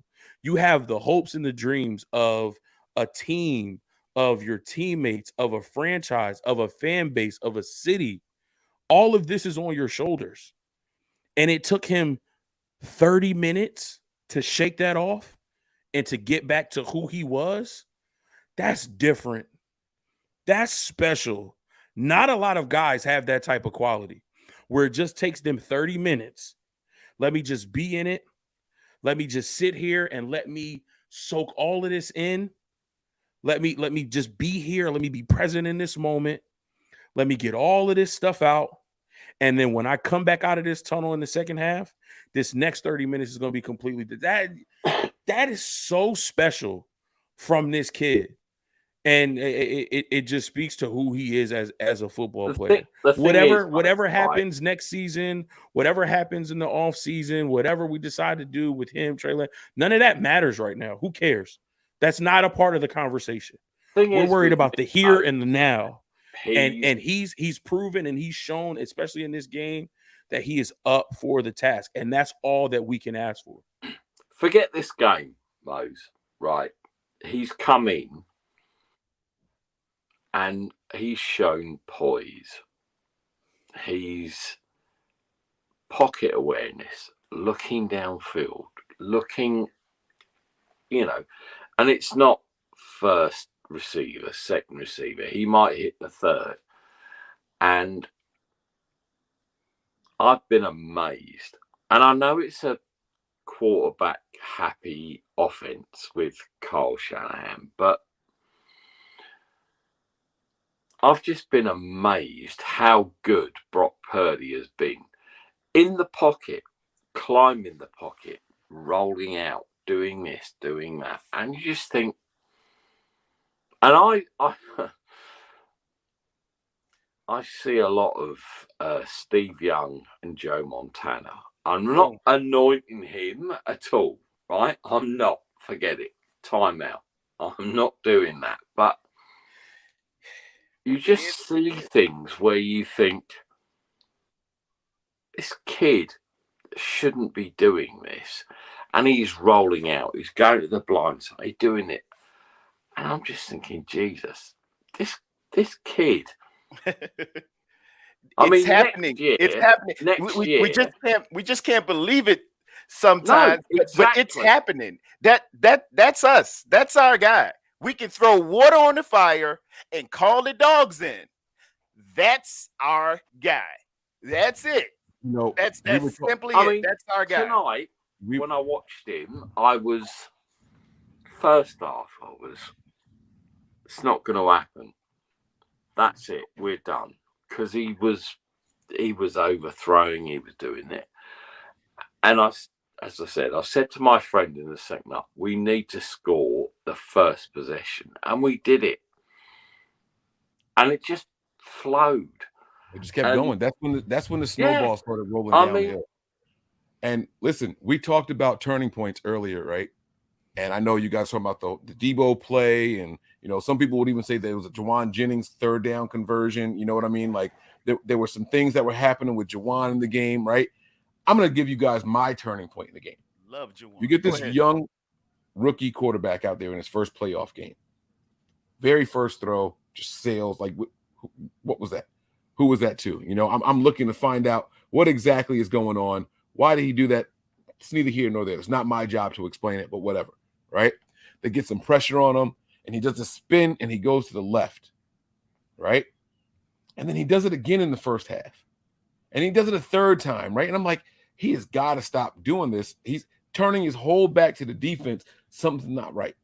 They go into the locker room. They talk to this kid. Hey, listen, they have a plan for when you spin out that way. That guy, as soon as you turn, he starts cutting towards the sideline because he knows that's the direction you're going in. You don't see him do it because your back is turned to him. You know what he did the very next time they pressured him? He spun the other way. He spun to the right. And not only did he spin to the right, he kept his eyes downfield and completed the pass. That was the moment. That showed just how coachable not just Brock Purdy was, but this team is. That put the nail in the coffin, that moment right there. We are a second half team that listens in the locker room. This is a team that somehow overcomes their natural instincts, and they take the coaching when the time is right, when they need it the most. And that, to me, was the biggest turning point. That spin to the right, I was like, uh-oh, he went right. He went right. You know what I mean? Remember how we felt earlier in the year? It was like, oh, snap, Jimmy threw it away, right? It was all over Twitter. It was trending. It's the Eureka. Yes, that was the Eureka moment for Brock Purdy right there. But on the real, I'm going to be honest. Don't Brock Purdy got some of the prettiest throwaways you ever want to see? Hey, I'll be honest. Am I having a man crush? He had one that made me nervous, though. His throwaways are awesome. One time with a shovel pass, he knew it wasn't there, and he just threw it at his feet. And that this little underhand throw, right? I was like, God, I hope that got back to the line of scrimmage. That one scared me. And this one time he overthrew, and I think this was in the first half, and you could see him mouth, and he said, "What the doing?" And the kid he self-processes, man. This guy got it. I've been watching football since 1975. I know what I'm looking for. I know what it is. I've been playing for the Bethlehem Raiders, Henrico Warriors, Chowan Braves, and Virginia Union University Panthers. I know what I'm looking for. He has. I don't know what it is, but he's got something. He can throw it away, he can throw it at the feet, he can. And the thing is, he adjusted in the second half because the first half, he wasn't great, right? He wasn't great. And I was worried. And I said to my friend, we're going to lay an egg. I can see we're laying an egg because Purdy's not. And they flustered him, right? Because you get some film. And that's my only worry going forward. You get film. You do this, you do that. But all of a sudden, he sort of like shook off that and came out and did what he needed to do. And he's not Joe, he's not Steve, but that kid seriously has got some. I don't know what the fuck it is. Like, I seriously, I don't know.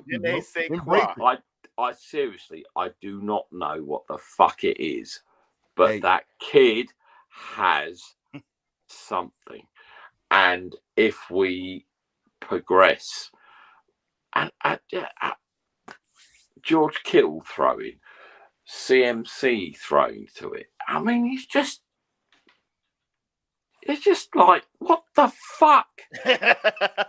He finds you. I'm not, you know, I hear the interviews sometimes, and the guy say, "Hey, man, you know, we know when the ball is, you know, geared to go to the other side sometimes, but with this guy, you got to be ready. He'll go through that fourth progression, that fifth guy. You got to be ready and be ready for the check down. If it ain't there, he makes good decisions." Yeah. We watch the game, right? And we're obviously watching the TV thing. And all of a sudden, like those TDs last week to Kittle, the placement, You can say it. I know what you want to say. Go ahead. Go ahead and say it felt like the catch, just in reverse. It was a flip of the catch, right? No, it will never be streaking down the back of the end zone. It will never be the catch. 1, 2, 3. That's the 49ers. Something that nobody is talking about, man. The team went out there and put up 500 yards of offense in this game. Like, I get it. The 41 points is impressive, right? But come on, man. One punt all night long. One punt with no turnovers, by the way. It's cool to have just, 1 or 2 punts, but you got 2 turnovers, right? Like, I don't know if the Jaguars have punted tonight yet, but they got 2, 3, 4 turnovers already, right?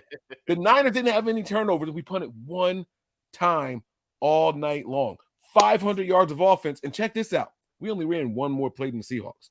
Only one more offensive play than the Seahawks. The yards per play was absolutely incredible. That's absolutely production and efficiency.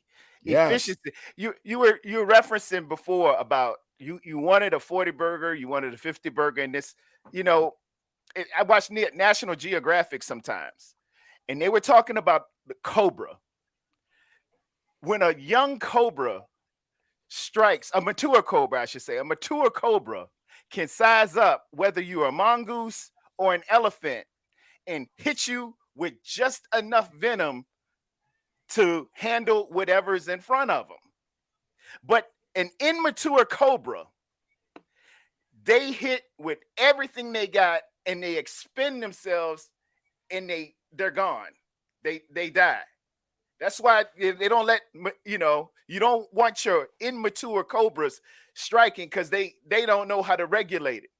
With this offense, with this system, you don't want to spend all your points sometimes. You don't need to. But when the elephant's big enough, that's when you'll let it go. Can I just ask something very, very quickly of the panel?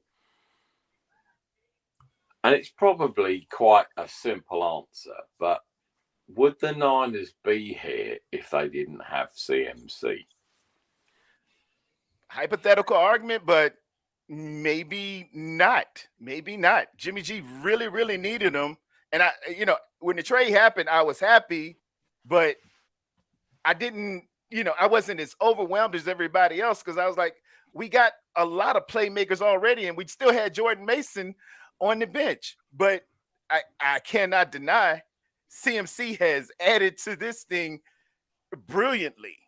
And every time you can scare defensive coordinators, some people are Tuesday guys. I was talking about Lawrence Taylor back in the day. Lawrence Taylor was a Tuesday guy. Tuesday's when you put your install in. And they used to put a big circle around 56 and say, we're staying away from this side. They used to do it with Dion. We're circling right here. If you see him, go over here. CMC is one of those Tuesday guys, along with Deebo Samuel. They're Tuesday guys. Kittle, that's a Tuesday guy. And if you got all these weapons out here, oh, man, where are we going to focus? Today, we were focusing on DK Metcalf. DK Metcalf was killing. I said, we got to roll the safety over on top of him. We got to do something with DK Metcalf, man. He about to go off. He about to go off. But you can isolate it all to one dude. You can't do that with us. And then Juwan Jennings will come. I call him calculator. You can count on Juwan Jennings. He gonna move the sticks. Count on him. Man. Pick your poison. Pick your poison to get some. You think the Niners are this far without CMC? You think? No, you know what? It's not about this far. The Niners can win games. We know that without Christian McCaffrey. Are we this dominant? I think that's really the question. No. Are we this dominant without Christian McCaffrey? Probably no. He adds such a dynamic aspect to our offense. Not only what he can do in the run game. We saw, the big breakout run he had in this game. They said he's reached his highest top speed since maybe his rookie or his second year in the league. And then what he does for us in the passing game, how he pulls defenders away from Deebo Samuel, Brandon Ayuk, and George Kittle. I don't think we're as dominant without Christian McCaffrey, especially with the injuries to Elijah Mitchell. Now you're counting on Jordan Mason more. He becomes your starter. Now you're counting more on TDP. Yes, maybe Tevin Coleman becomes your third back. You have to activate him and he plays more. And I think he's great in this system, but is he as a dynamic of a football player as Christian McCaffrey? Absolutely not. So no, I don't think we're that dominant without him. So kudos to John Lynch and the rest of the staff for swinging for the fences and making that trade. The biggest thing is we got CMC when Elijah Mitchell went down. Because if we didn't, it would be a different season. So we big up. Scrape by and be at like a 7, maybe a 6 seed. It looks different. We might have creeped in. Yeah, exactly. Maybe. And but we CMC has totally changed how, and he's not the main reason why we are as good as we are, but you put that piece in there and it's kind of like, shit, what do we do? What do we do? I think and the biggest the guy that said thank you the most when Kyle got him was Deebo Samuel. Because in the first part of the season, all 22 eyes were on 19 when he got in the backfield. He couldn't move. It was nothing drawing anybody away. He run an end around and everybody's going to 19. Everybody's going to 19. When we brought him in, man, remember Deebo was hurt. I think we played LA. And he said, thank you, Kyle. Thank you for bringing him in. Now I can breathe a little bit.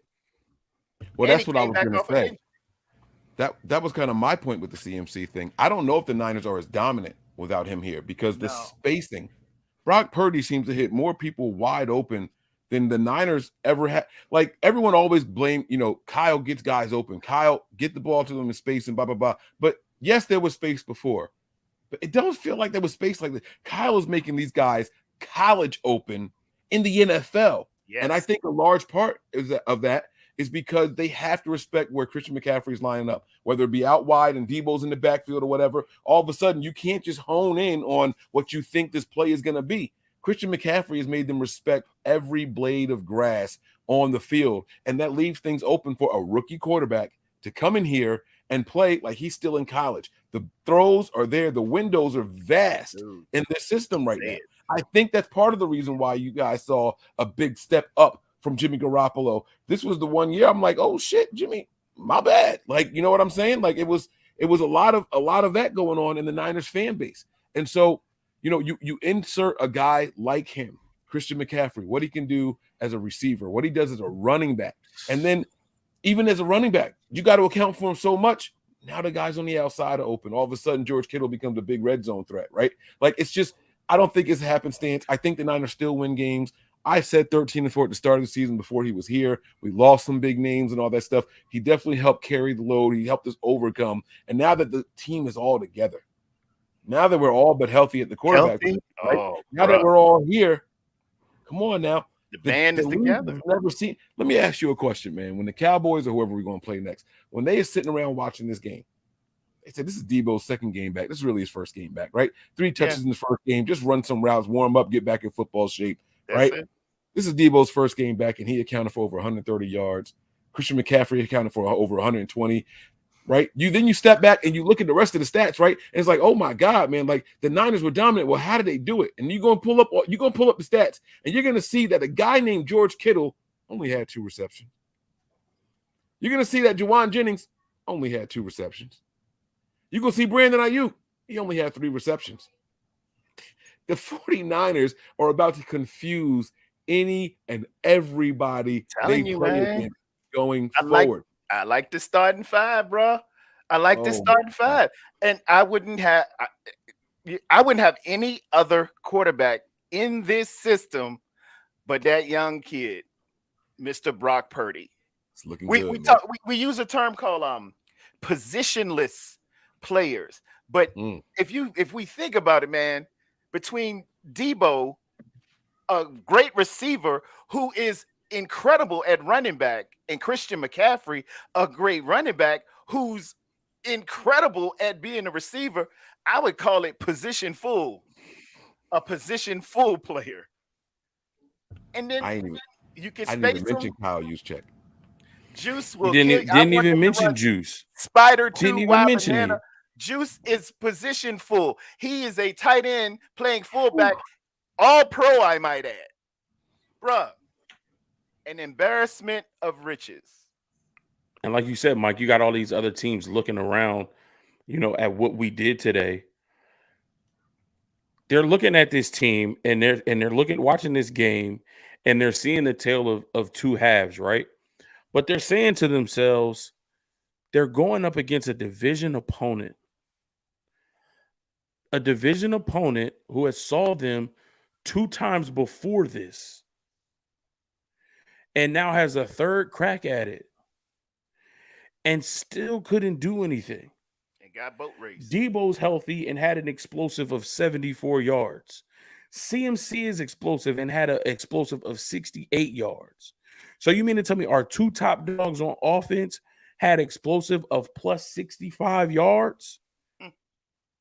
You got 2 of those in one game?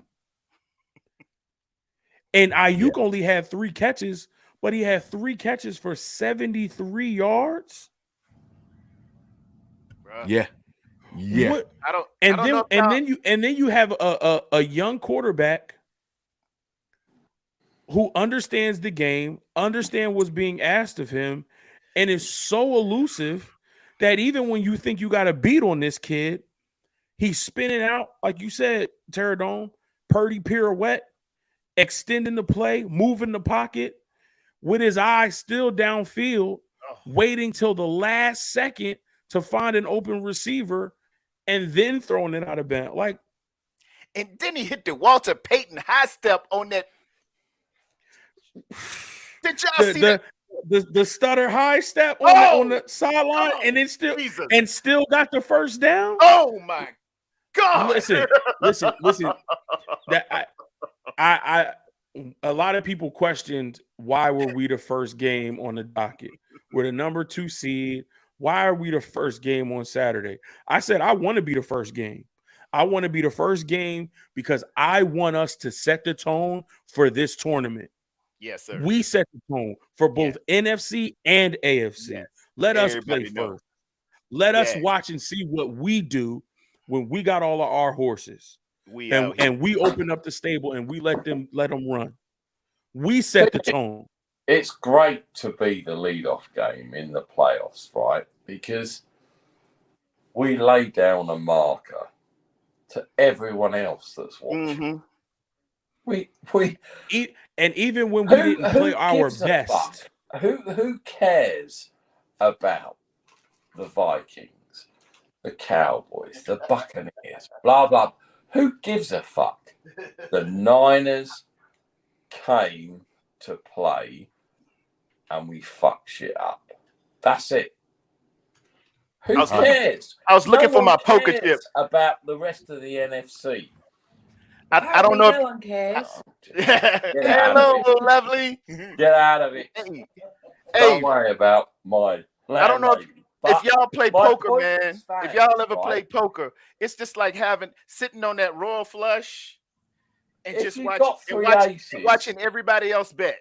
You got and three aces. And knowing you're what you got Niners. in your hand.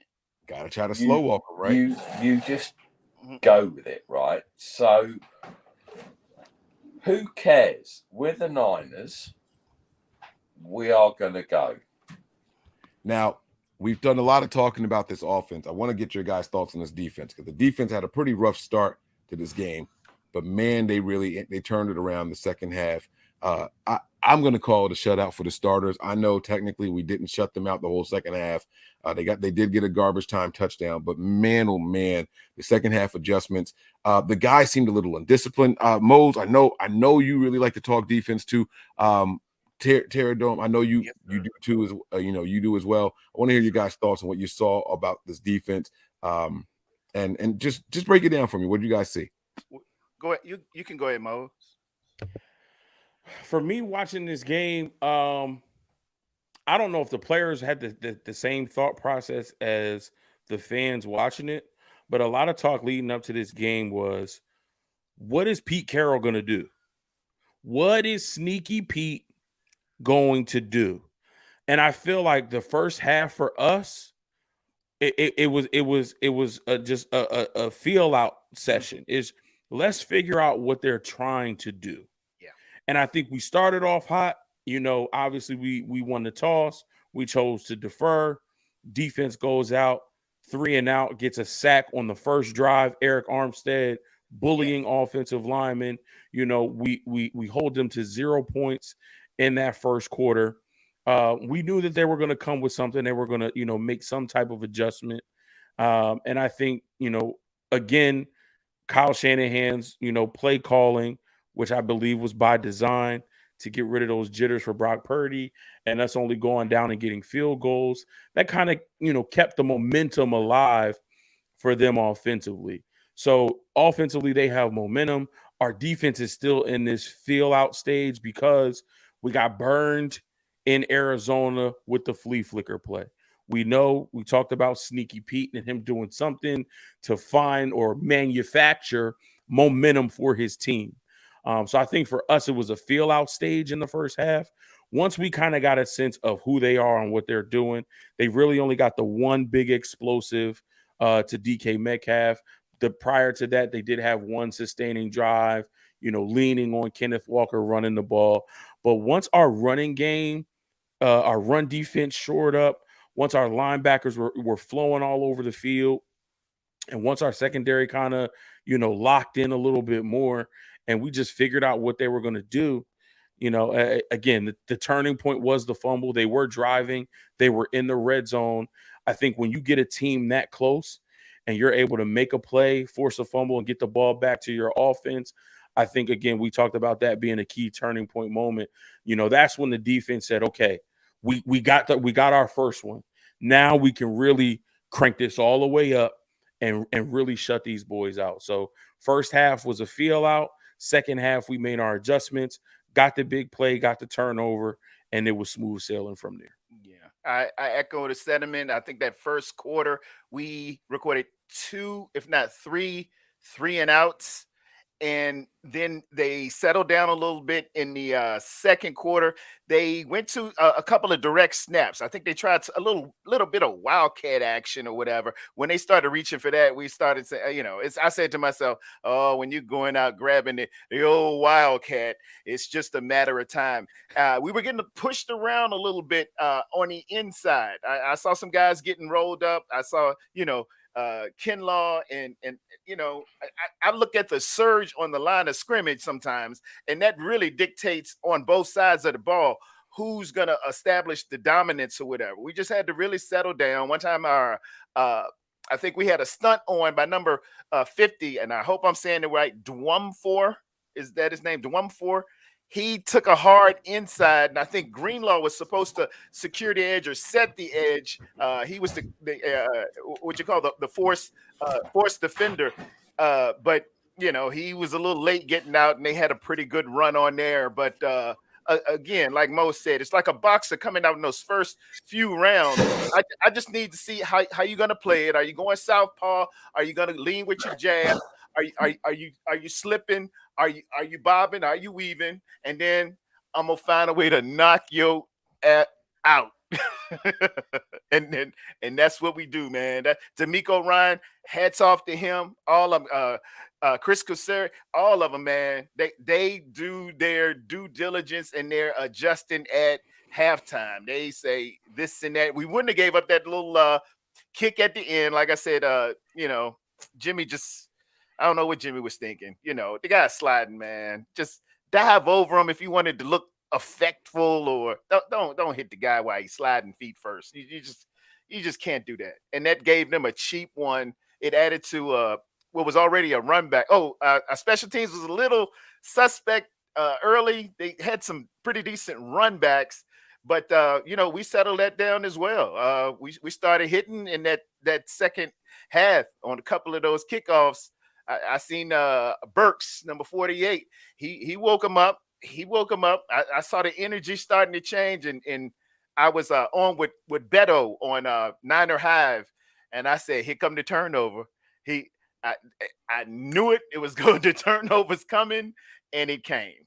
And I think Greenlaw got a little banged up on one play, but when I seen him get up and walk around on the sideline, I figured he put some tape on it, hit that thing with some biofreeze, and come back in there. And he was, and then no sooner than he was in, he made a vicious smack.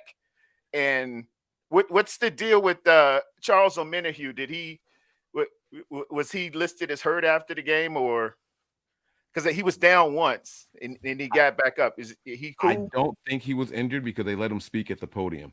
Okay. So he did go and speak at the podium afterwards. So I'm not 100% sure. Don't hold me to that, but I don't know that I've ever seen them let an injured player speak.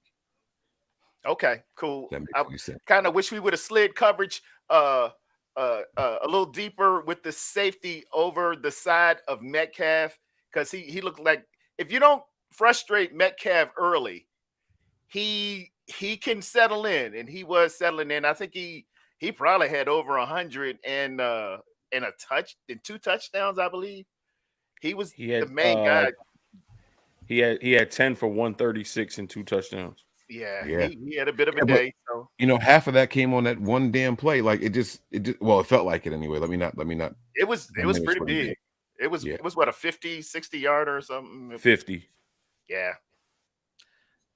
But we did what we do. Our pass rush got there. It's good seeing the hungry man belly rub Eric Armstead early. Kinlaw made a play early, but then I think we got a little bit complacent, and Seattle had to make it when you're up against a very, very talented team and a score potent team.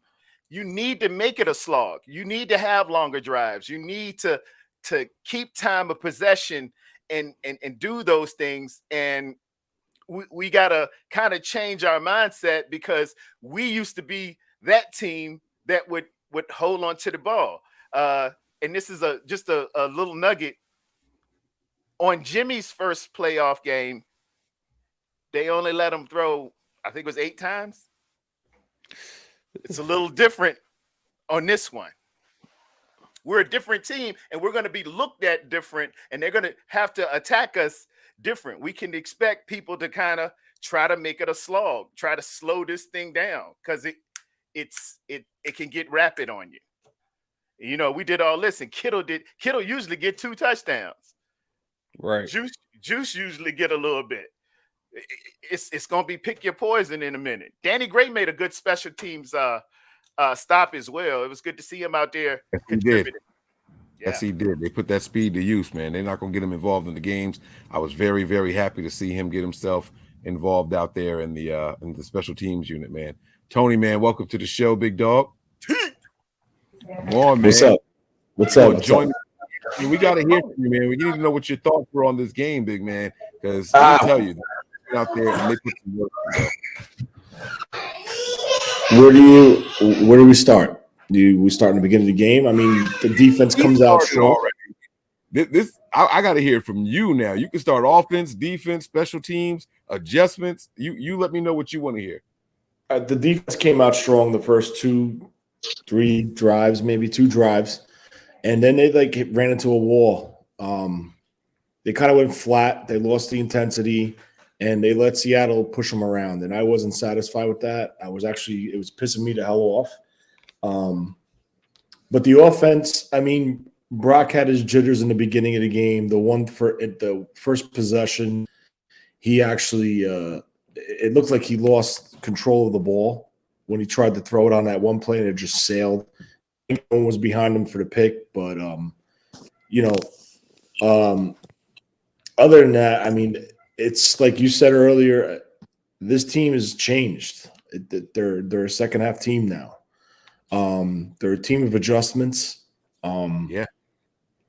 So that's something you want to see. It's something this team hasn't been in the past, right? We always talk about the script, and once they go off script, they hit a wall, and the offense bogs down.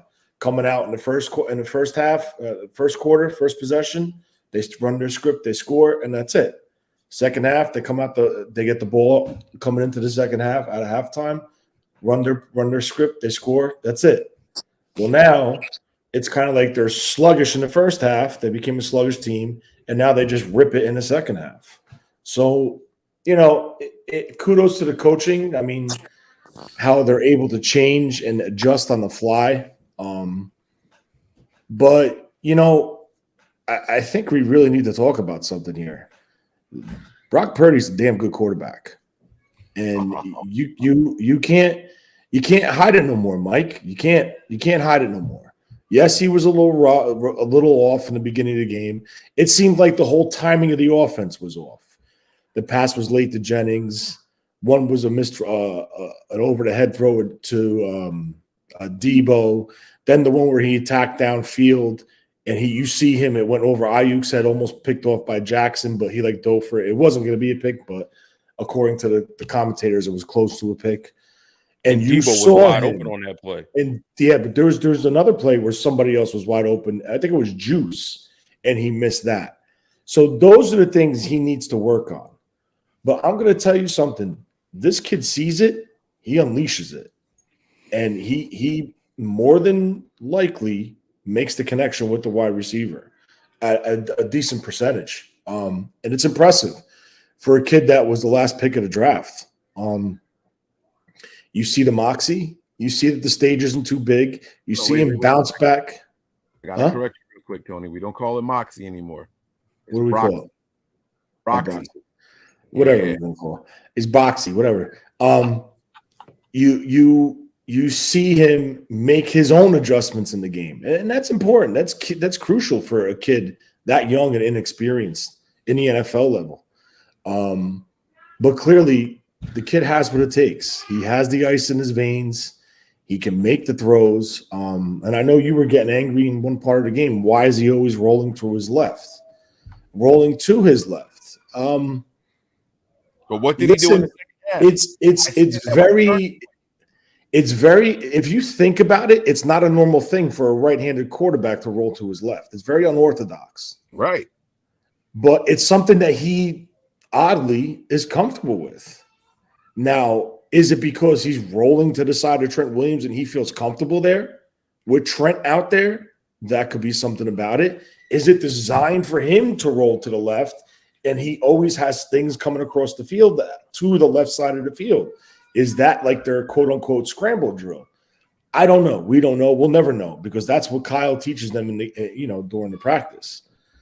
But I'm just going to tell you right now, that throw he made to Brandon Ayuk, that is after running around behind the line of scrimmage for 20 seconds. Is that the throw you're talking about? But did you see what he did though? He went. I don't know if he went to the right or he went to the left first and came back. Yeah. And then he went like this. Caught the defender in the air, went down under the defender, and then fired that ball. And that ball was only in one spot, and that was only for Ayuk to catch it. Now, to do all that in that type of situation under that duress, this kid's special. And still take a hit. And still take a hit and put the ball in only one spot. And if Ayuk makes that catch, I'm telling you now, it's the play of the weekend. It's more than that. Play of the weekend. It's more than that, man. Every single show can't wait to talk about that play on Monday. They would have been talking about that play in the ESPYs. Like that play was that good. That play was that damn good, man. Yeah, like, and go ahead. I couldn't believe that Ayuk, Mike. Yeah. I just couldn't believe that Ayuk dropped it. Like it was right there for the taking. Yeah. Finish it off. But what I love is I love that he was sick about it. Like he got to the sidelines and he just had to lay on the bench like, I can't believe I dropped that pass. Mm-hmm. That pass was going to be as good as it possibly could have been. And Brock did everything he could to find me. And I let my quarterback down and dropped that pass. He was sick about it. And I put in the group chat. I said, BA was sick about that. He's not going to forget it. He's going to make it up to Brock. I guarantee you. Yep. He's going to make it up. He did BA did everything else right. The scramble drill, you go from one side to the other, run down, you got him trailing, and his feet, he did the toe drag and everything. He got the feet in everything. It was perfect. It was perfect. My God. What a play. What a play, man. And like a beautiful incomplete, right? Like, and then shout out, I'm gonna say it, Nobody else has said it all night long. Shout out to the offensive line, huh? Like, can my offensive lineman listen? I know that y'all weren't happy all game long. You never are happy all game long, but I'm gonna give them a round.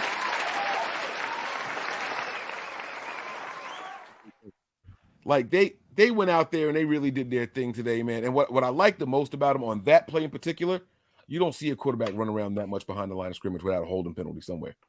You just don't see it.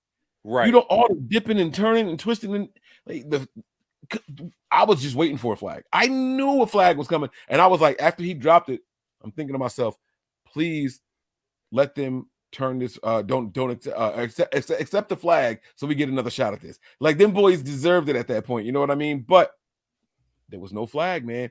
Those boys played a hell of a game out there. That offensive line. The only thing I don't understand, Tony, and I'm sure he'll talk about it if he remembers, though. Why are we still going back and forth between Brunskill and Burford? Burford, yeah. Bro, what is happening? And Terradome, you on mute too. I don't know if you know you on mute, bro. I don't know how long you've been talking down there, but I just don't understand why we're still doing that.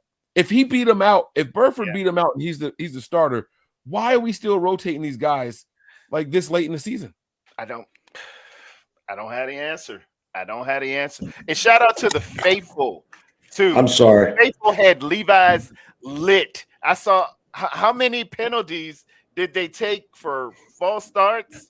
How many penalties did how many timeouts did he have to use? Because he just couldn't get the play right. And I think they had 3 ineligible man downfield, 2. Yep, 2 or all 3. on the same guy. Yep. All on 68. 68. Couldn't get it. Man. They could not get that corrected. The faithful had them shook out there.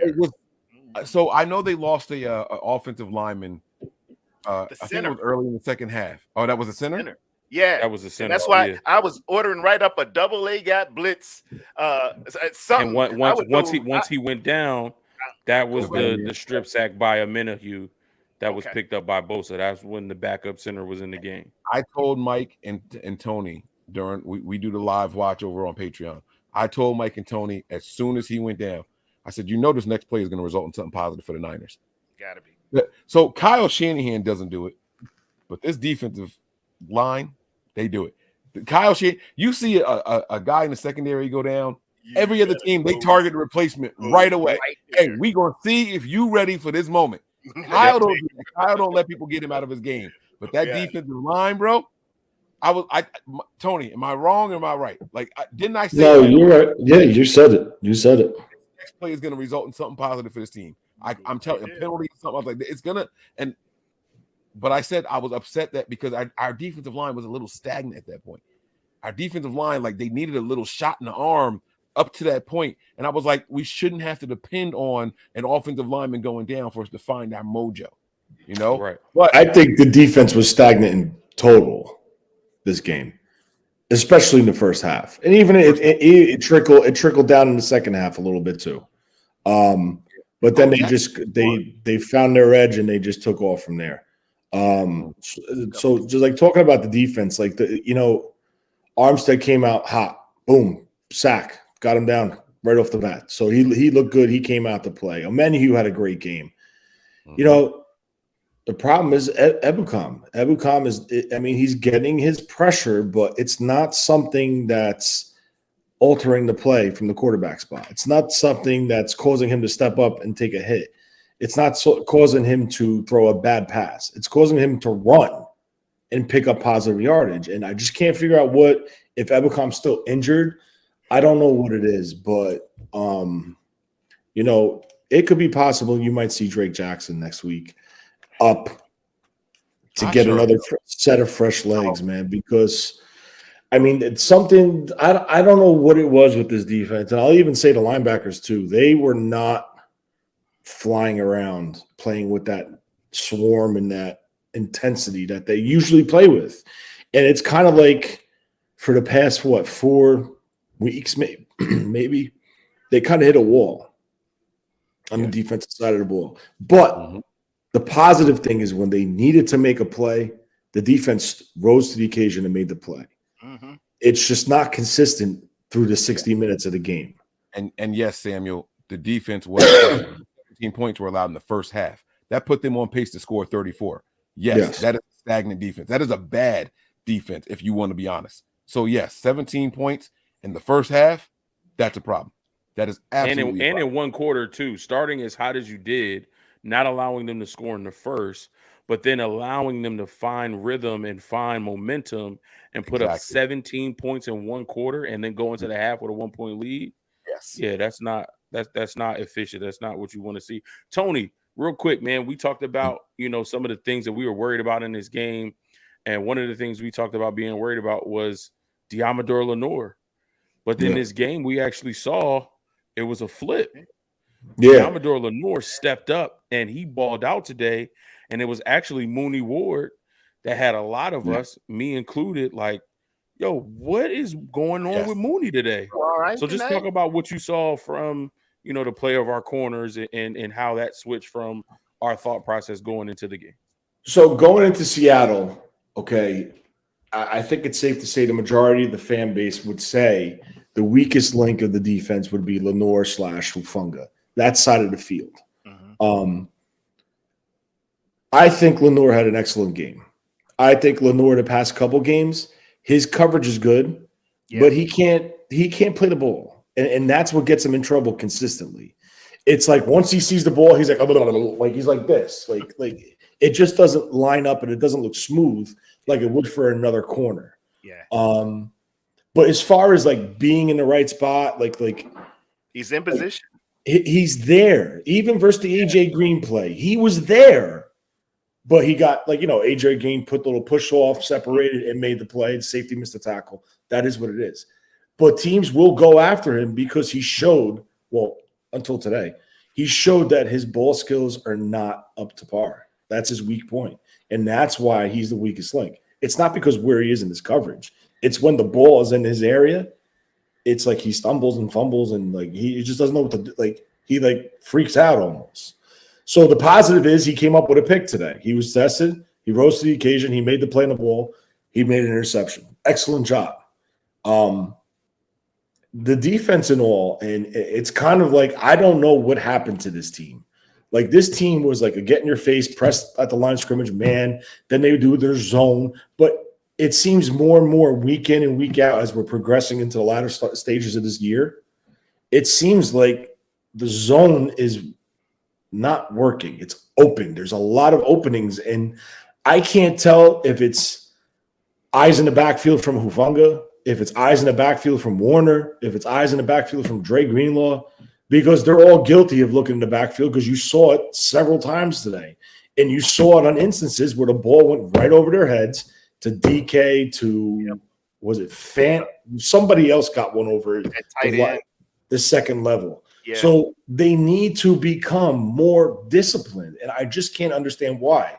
And somebody, I think it was Mike NY to the Bay, what would have happened if this was the Chiefs today? We could have potentially got smoked again with a passing, with a quarterback like Mahomes and all the speed and all the weapons that the Chiefs had, and a play caller like Andy Reid. But I still have confidence in his defense. I think this team transitioned from a defense first team to an offensive team. Well, hold on, let me say that different. I think we went into the season saying the defense is going to carry us, and I think it's trending towards more of the offense carrying us now. And that could be a combo of things. It could be starting from the addition of Christian McCaffrey.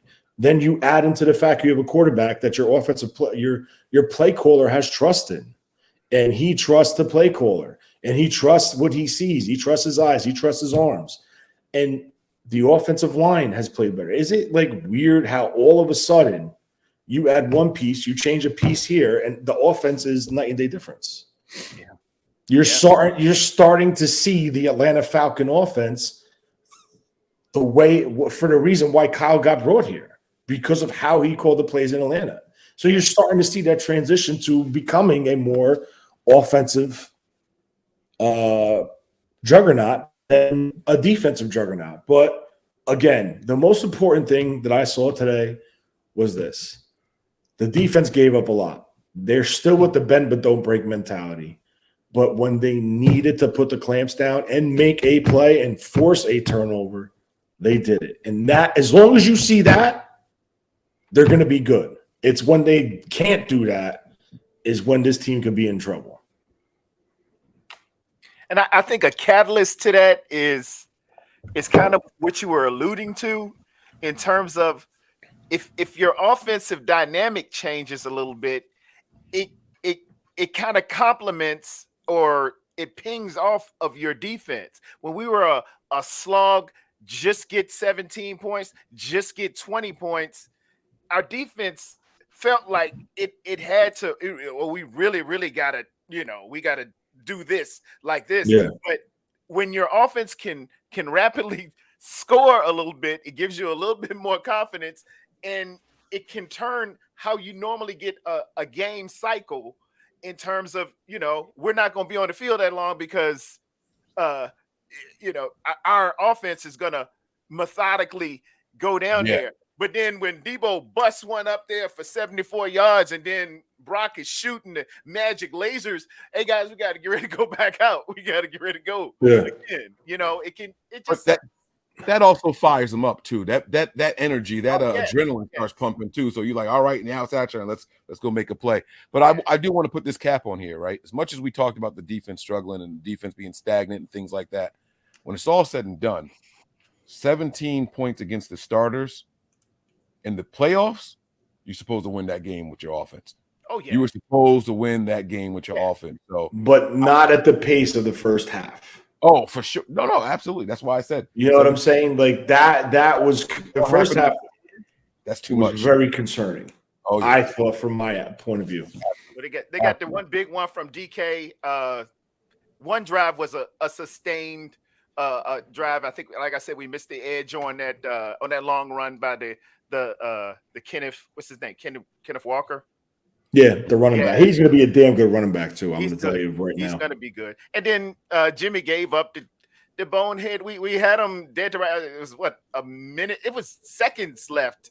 No, in seconds. in the half.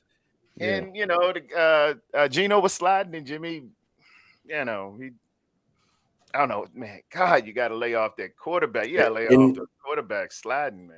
And that's another way this team could get in trouble, by shooting themselves in the foot. Yes. Right. Stupid plays like that. Like that whole sequence, that squib kick that went like 7 yards, that was ridiculous. I'm sorry. You want to do a squib kick, you punch that bitch all the way down to the 20-yard line and let it roll. Yeah, that's you know what I'm saying? And that's what you do. You don't squib kick at 5 yards. That looked like a straight onside attempt. Like an onside kick. I thought, are we sneaky Peteing them? Yeah. It's funny that you said that, but that stupid stuff like that and that penalty, that was the worst sequence I've ever seen in my life from this team. They looked like they played out of control, and it looked like they were not a good coached team.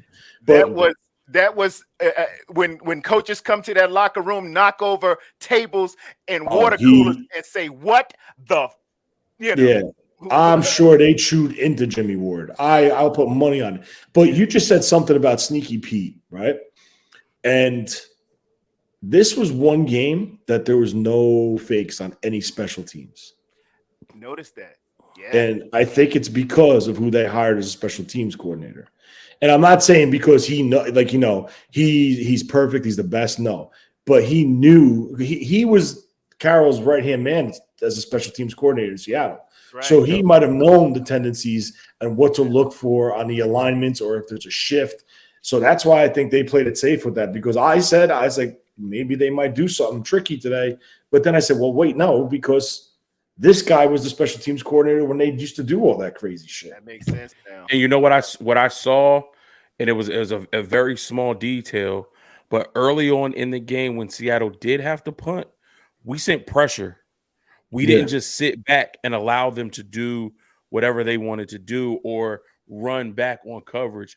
We sent pressure to let them know we're coming. So if you try to do something fake, you better have confidence in who your punter is or who that up man is that's going to get the ball, because we're coming and we're going to be in there. And I think that small little detail of bringing that early pressure when they had the punt, if they had any idea that they were going to try to do something crazy, I think that went out the window then, knowing that the Niners are going to come with pressure. Yeah. Now, we have to get to the super chat segment, guys. This is how we're going to do this because we got to wrap this up quickly. Normally, I get everyone's response to a chat. What we're going to do is we're going to go around like clock style. I'll read every one of them except one. I'm going to put it up on the screen because you paid to have it shown. Not going to read it. Not going to leave it up there. Hello? Is that Tony? Yeah, I'm sorry. I hit something. I'm sorry. No, it's all good. I didn't know what happened. I'm going to pop it up there just for a brief second because I know what it means. Not saying it on the show. All right. But we're going to read all of them except that one. And what we'll do is we'll do Tony, Terradome, Mose, Tony, Terradome, Mose after I read it. All right. So this first one's going to go to Tony here. Just respond to whatever the super chat is. We appreciate all of you guys. Your last chance to be a part of the show, guys. Thank you all for rocking with us so far. Cali Boy says here, highlight of the game was that drop touchdown from Ayuk. I'll tell you this, that would have definitely been the highlight of potentially the year on that type of throw, on that type of play, and this type of stage. Unfortunately, Ayuk just couldn't come down with it. It is what it is. Great throw, great vision, great accuracy. They'll get it, though. Yeah. And shout out to the Seattle fans in here. Y'all still had the heart to come into a Niners chat. I see y'all out there trying to stir stuff up, man. But it's all good, man. All right. Mulberry Group, thank you very much. He says here, say it with your chest, Mike. Brock Purdy is sturdy. Period. I'm gonna let Terradome respond to that because I already took care of this earlier. Go ahead. Mike did apologize vehemently, as only Mike can do. He is finally at the party. We've been going on. Drinks is on the house. The Rock Boys in the building tonight. Oh, what a feeling. I'm killing this ice. Right, man, you don't have to bring your paper out. We the dope boys of the year. Drinks is on the house. Let's go, man. I love it. I absolutely love it, man. Big one here from Apollo. Thank you very much. It says, keep it 100. A little something for the flags. I don't know if you're talking about our flags. Earlier in the show, there was a comment that said my neighbor is a Seahawks fan and they took the flag down. But either way, they rep it for the flags. Mose, what you got on it, man? I don't know what that means, but we appreciate you for the donation, Apollo. Thank you. All right, I'm gonna let you double up, okay? I'm gonna get to the next one and I'm gonna read out loud here. But I want you to respond to this one too, Mose. All right, this one from Keith Murphy. He says here, offense kept the defense off the field in the second half. It really helped the defense. That 13-play drive was huge. DK8 Ward today, but on to next week. Go ahead, Mose. Yeah, I think Kyle saw the time of possession, saw how Seattle had the momentum. One way you settle your team down, particularly your defense, and make sure that their legs are fresh. You come out with a sustained drive. That 13-play drive at the beginning of the second half took off 7 minutes and 45 seconds. So he basically took half of the third quarter with that drive, and it resulted in 7 points. So much respect to the offense for executing. Much respect to Kyle Shanahan for, the way he called that opening drive in the second half. Yes, DK came out. It didn't look like he was doing a lot of talking this week. I'm sure that was a point of emphasis from Pete Carroll, from his wide receiver coach. The last time we played, he got a little mouthy, got a little into it, and he was thrown off of his game. I put it in the group chat. When DK Metcalf is locked in, he's a dangerous football player, and we kind of saw that today. And I'm sure Mooney Ward is going to go in and watch the film, and he's not going to like what he saw today. So, yes, he's going to make corrections, and it's on to next week. All right, there you go, man. Well said. Another one here from Keith Murphy. This was for Tony. Says, Deebo Samuel in big games. Wow. Coming off the injury, wasn't expecting that. What a player. And just to give you a little bit of insight to what exactly he's talking about, Tony, Deebo finished the game here with 3 rushes for 32 yards, and you got to add that to his 6 receptions. That's 9 touches, 133 yards and a touchdown, bringing his total, again, 9 touches, 165 yards, and a touchdown, man. Your thoughts on Deebo tonight? Big players make big plays in big games. That's what it comes down to. Preach. Preach. That's what it is. William Bennett has one here. We're going to give this one to Terra Dome down there. He says, I don't think we are in this game without Brock. Not CMC, with Brock. We a 30-plus 40 points team. 30-plus 40-point team. That CMC fella's pretty good. Yes. I'm not kicking it, as we used to say, I'm not kicking it out of bed here, buddy. But Brock is my guy. You know, I roll with the Brockster. What's that? Glock Purdy, Brock the Mike Tour, Brock the Casbah. That's my dude, man. That's who I'm rolling with. And I think the previous one that Mo's had about the flags, for once in our life, we were getting calls and the other team was. Do y'all remember a good game like that when the Lennon came out? It was on them. Oh man. Yeah. And they missed a couple one time with Debo and some extracurriculars with Brock on the sideline one time. I think they pushed them. I think they knocked over a couple of coaches. But they let that slide. But they were hitting them with them ineligibles, man. I was like, man, yeah, I'm glad. 8 total flags for the game, and the Niners, 8 accepted penalties, I should say. Niners only had 3 of them, while they had 5. I mean, you'll take that, right? You got to run with that one right there. Mizell Kal-El says here, we need all the pieces. That's like asking, does a Formula One car need the wrong on the back? Yeah. Oh, the wing. Does the Formula One car need the wing on the back? Mose, this is for you, man. I think this is when we were talking about all the different players and the pieces and who was more important. And I think what he's saying, I think that's what he's talking about, right? I would assume so. Like all the pieces that we have on this offense, they do something a little bit different than the other one. But we talked about earlier on this show, spacing. When CMC came, the spacing and how that opened it up for everybody. Mike, you mentioned it. We're seeing guys more wide open in this offense than we've ever seen before, which is allowing Brock to throw for his first 300-yard game in the playoffs. So, guys are getting open. Brandon Ayuk is making spectacular catches. George Kittle didn't have, an amazing game today from a production standpoint, but I'm sure it's coming. And when you have all of these pieces, that's something that a defense has to worry about. Yeah. We talked about what we did today and all the other teams in the NFC watching that with us playing first. Every single one of these defensive coordinators are going to have a tough time sleeping this week if they know that they have to play us, because it's like, how do I stop CMC? And how do I stop George Kittle? And how do I stop Ayuk and Debo and Juszczyk and Elijah Mitchell and this one and that one and this one and that? And it's not how do I stop them individually. How do I stop them all collectively?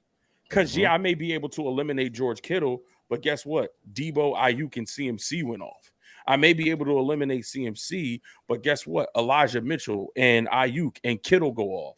Or I may be able to eliminate Debo, but Juszczyk and CMC and Mitchell go. Like, it's how do you stop all of these pieces simultaneously? And I guarantee you there's not one defensive coordinator in this league that has an answer for that.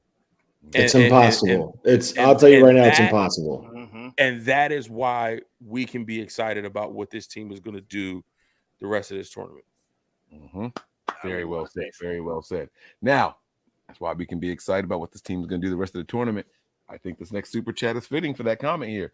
Jaguayo says, great first step, but we haven't won anything yet. True. Tony, is he telling us to be humble? Is he telling us to pump the brakes on the excitement a little bit here?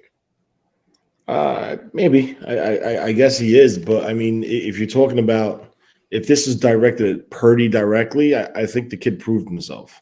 If it's directed as the team, we didn't win the Super Bowl yet. You're 100% correct. But an offense with, like Mo just said, with this type of personnel groupings, bro, I saw McCaffrey in a 3-point stance off of Trent Williams' ass. Okay? Like, what are we doing here? Like, you talk about positionless football. You talk about the versatility, and that's all he stresses since he's been here, positionless football. I want to be able to put everywhere, anyone, anywhere, at any time. You're seeing it.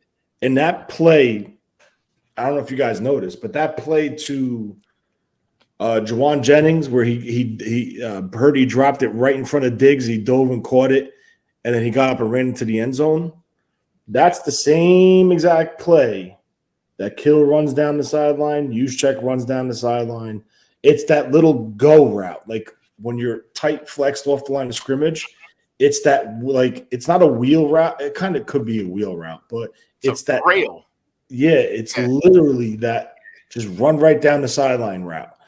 And you've seen him run that play out of multiple formations with multiple players running that route. Yeah. Now, like Mo said, how many times you see Debo in the backfield and you see McCaffrey flexed out to the right? And what happens? They fake the toss to Debo and he fires a slant backside to McCaffrey. How do you stop that? Everyone sees the backfield. Uh-oh, look who's in the backfield.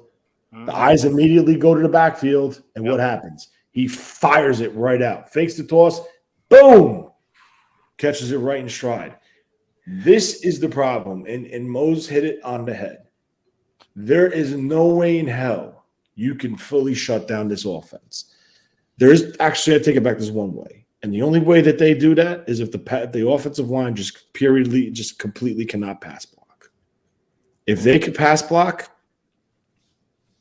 I'm sorry. The Niners have to face a lot of good offenses. Like, in my opinion, they're facing the top 5 wide receivers going into the playoffs. You face DK today. You're going to face potentially who do we play? Browns.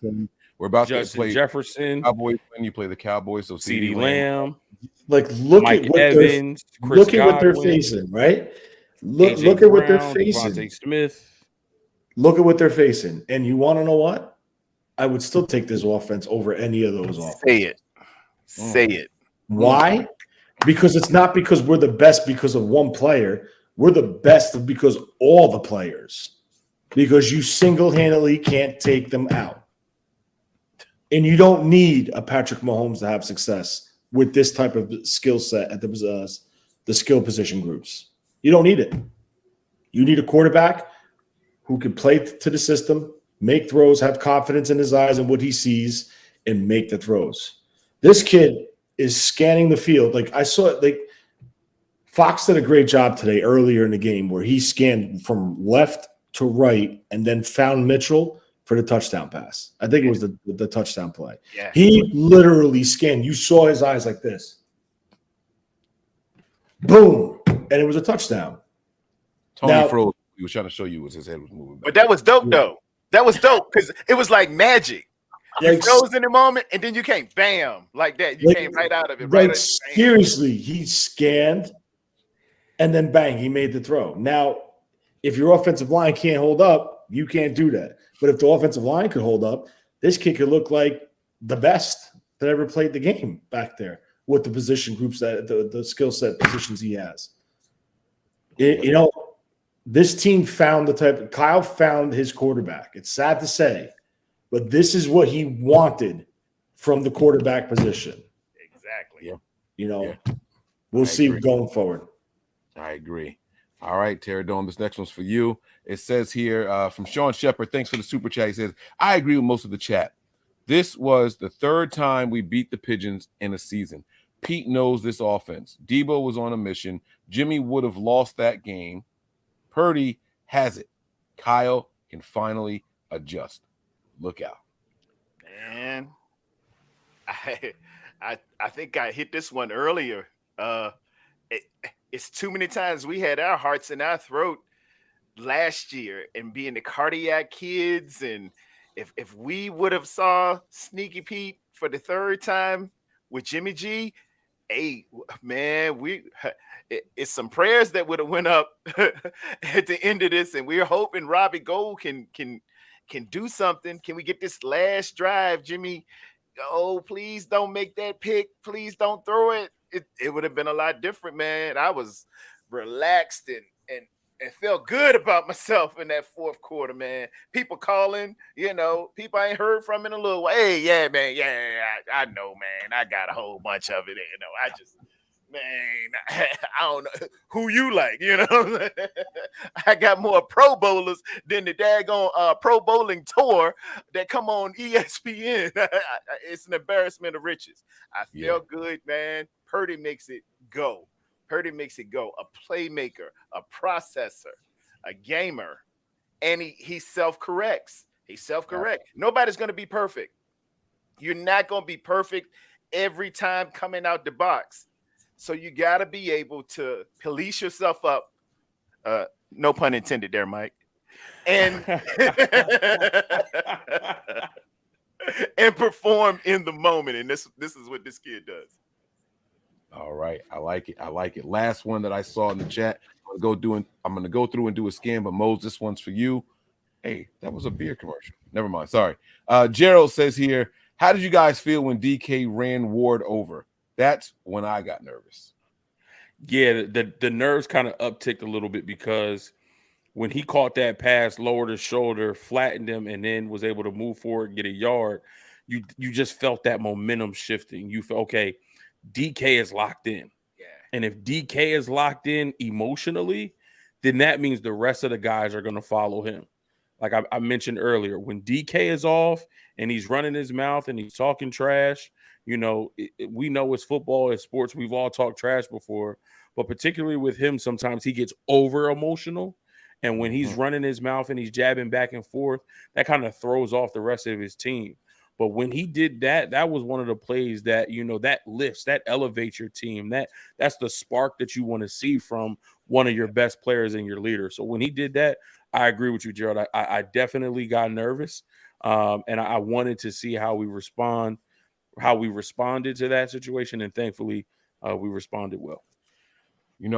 We talked about turning points and all throughout this episode. And another thing that happened in this game that no one really talked about the emotions of the game and, trying to ruffle the feathers of DK and things like that.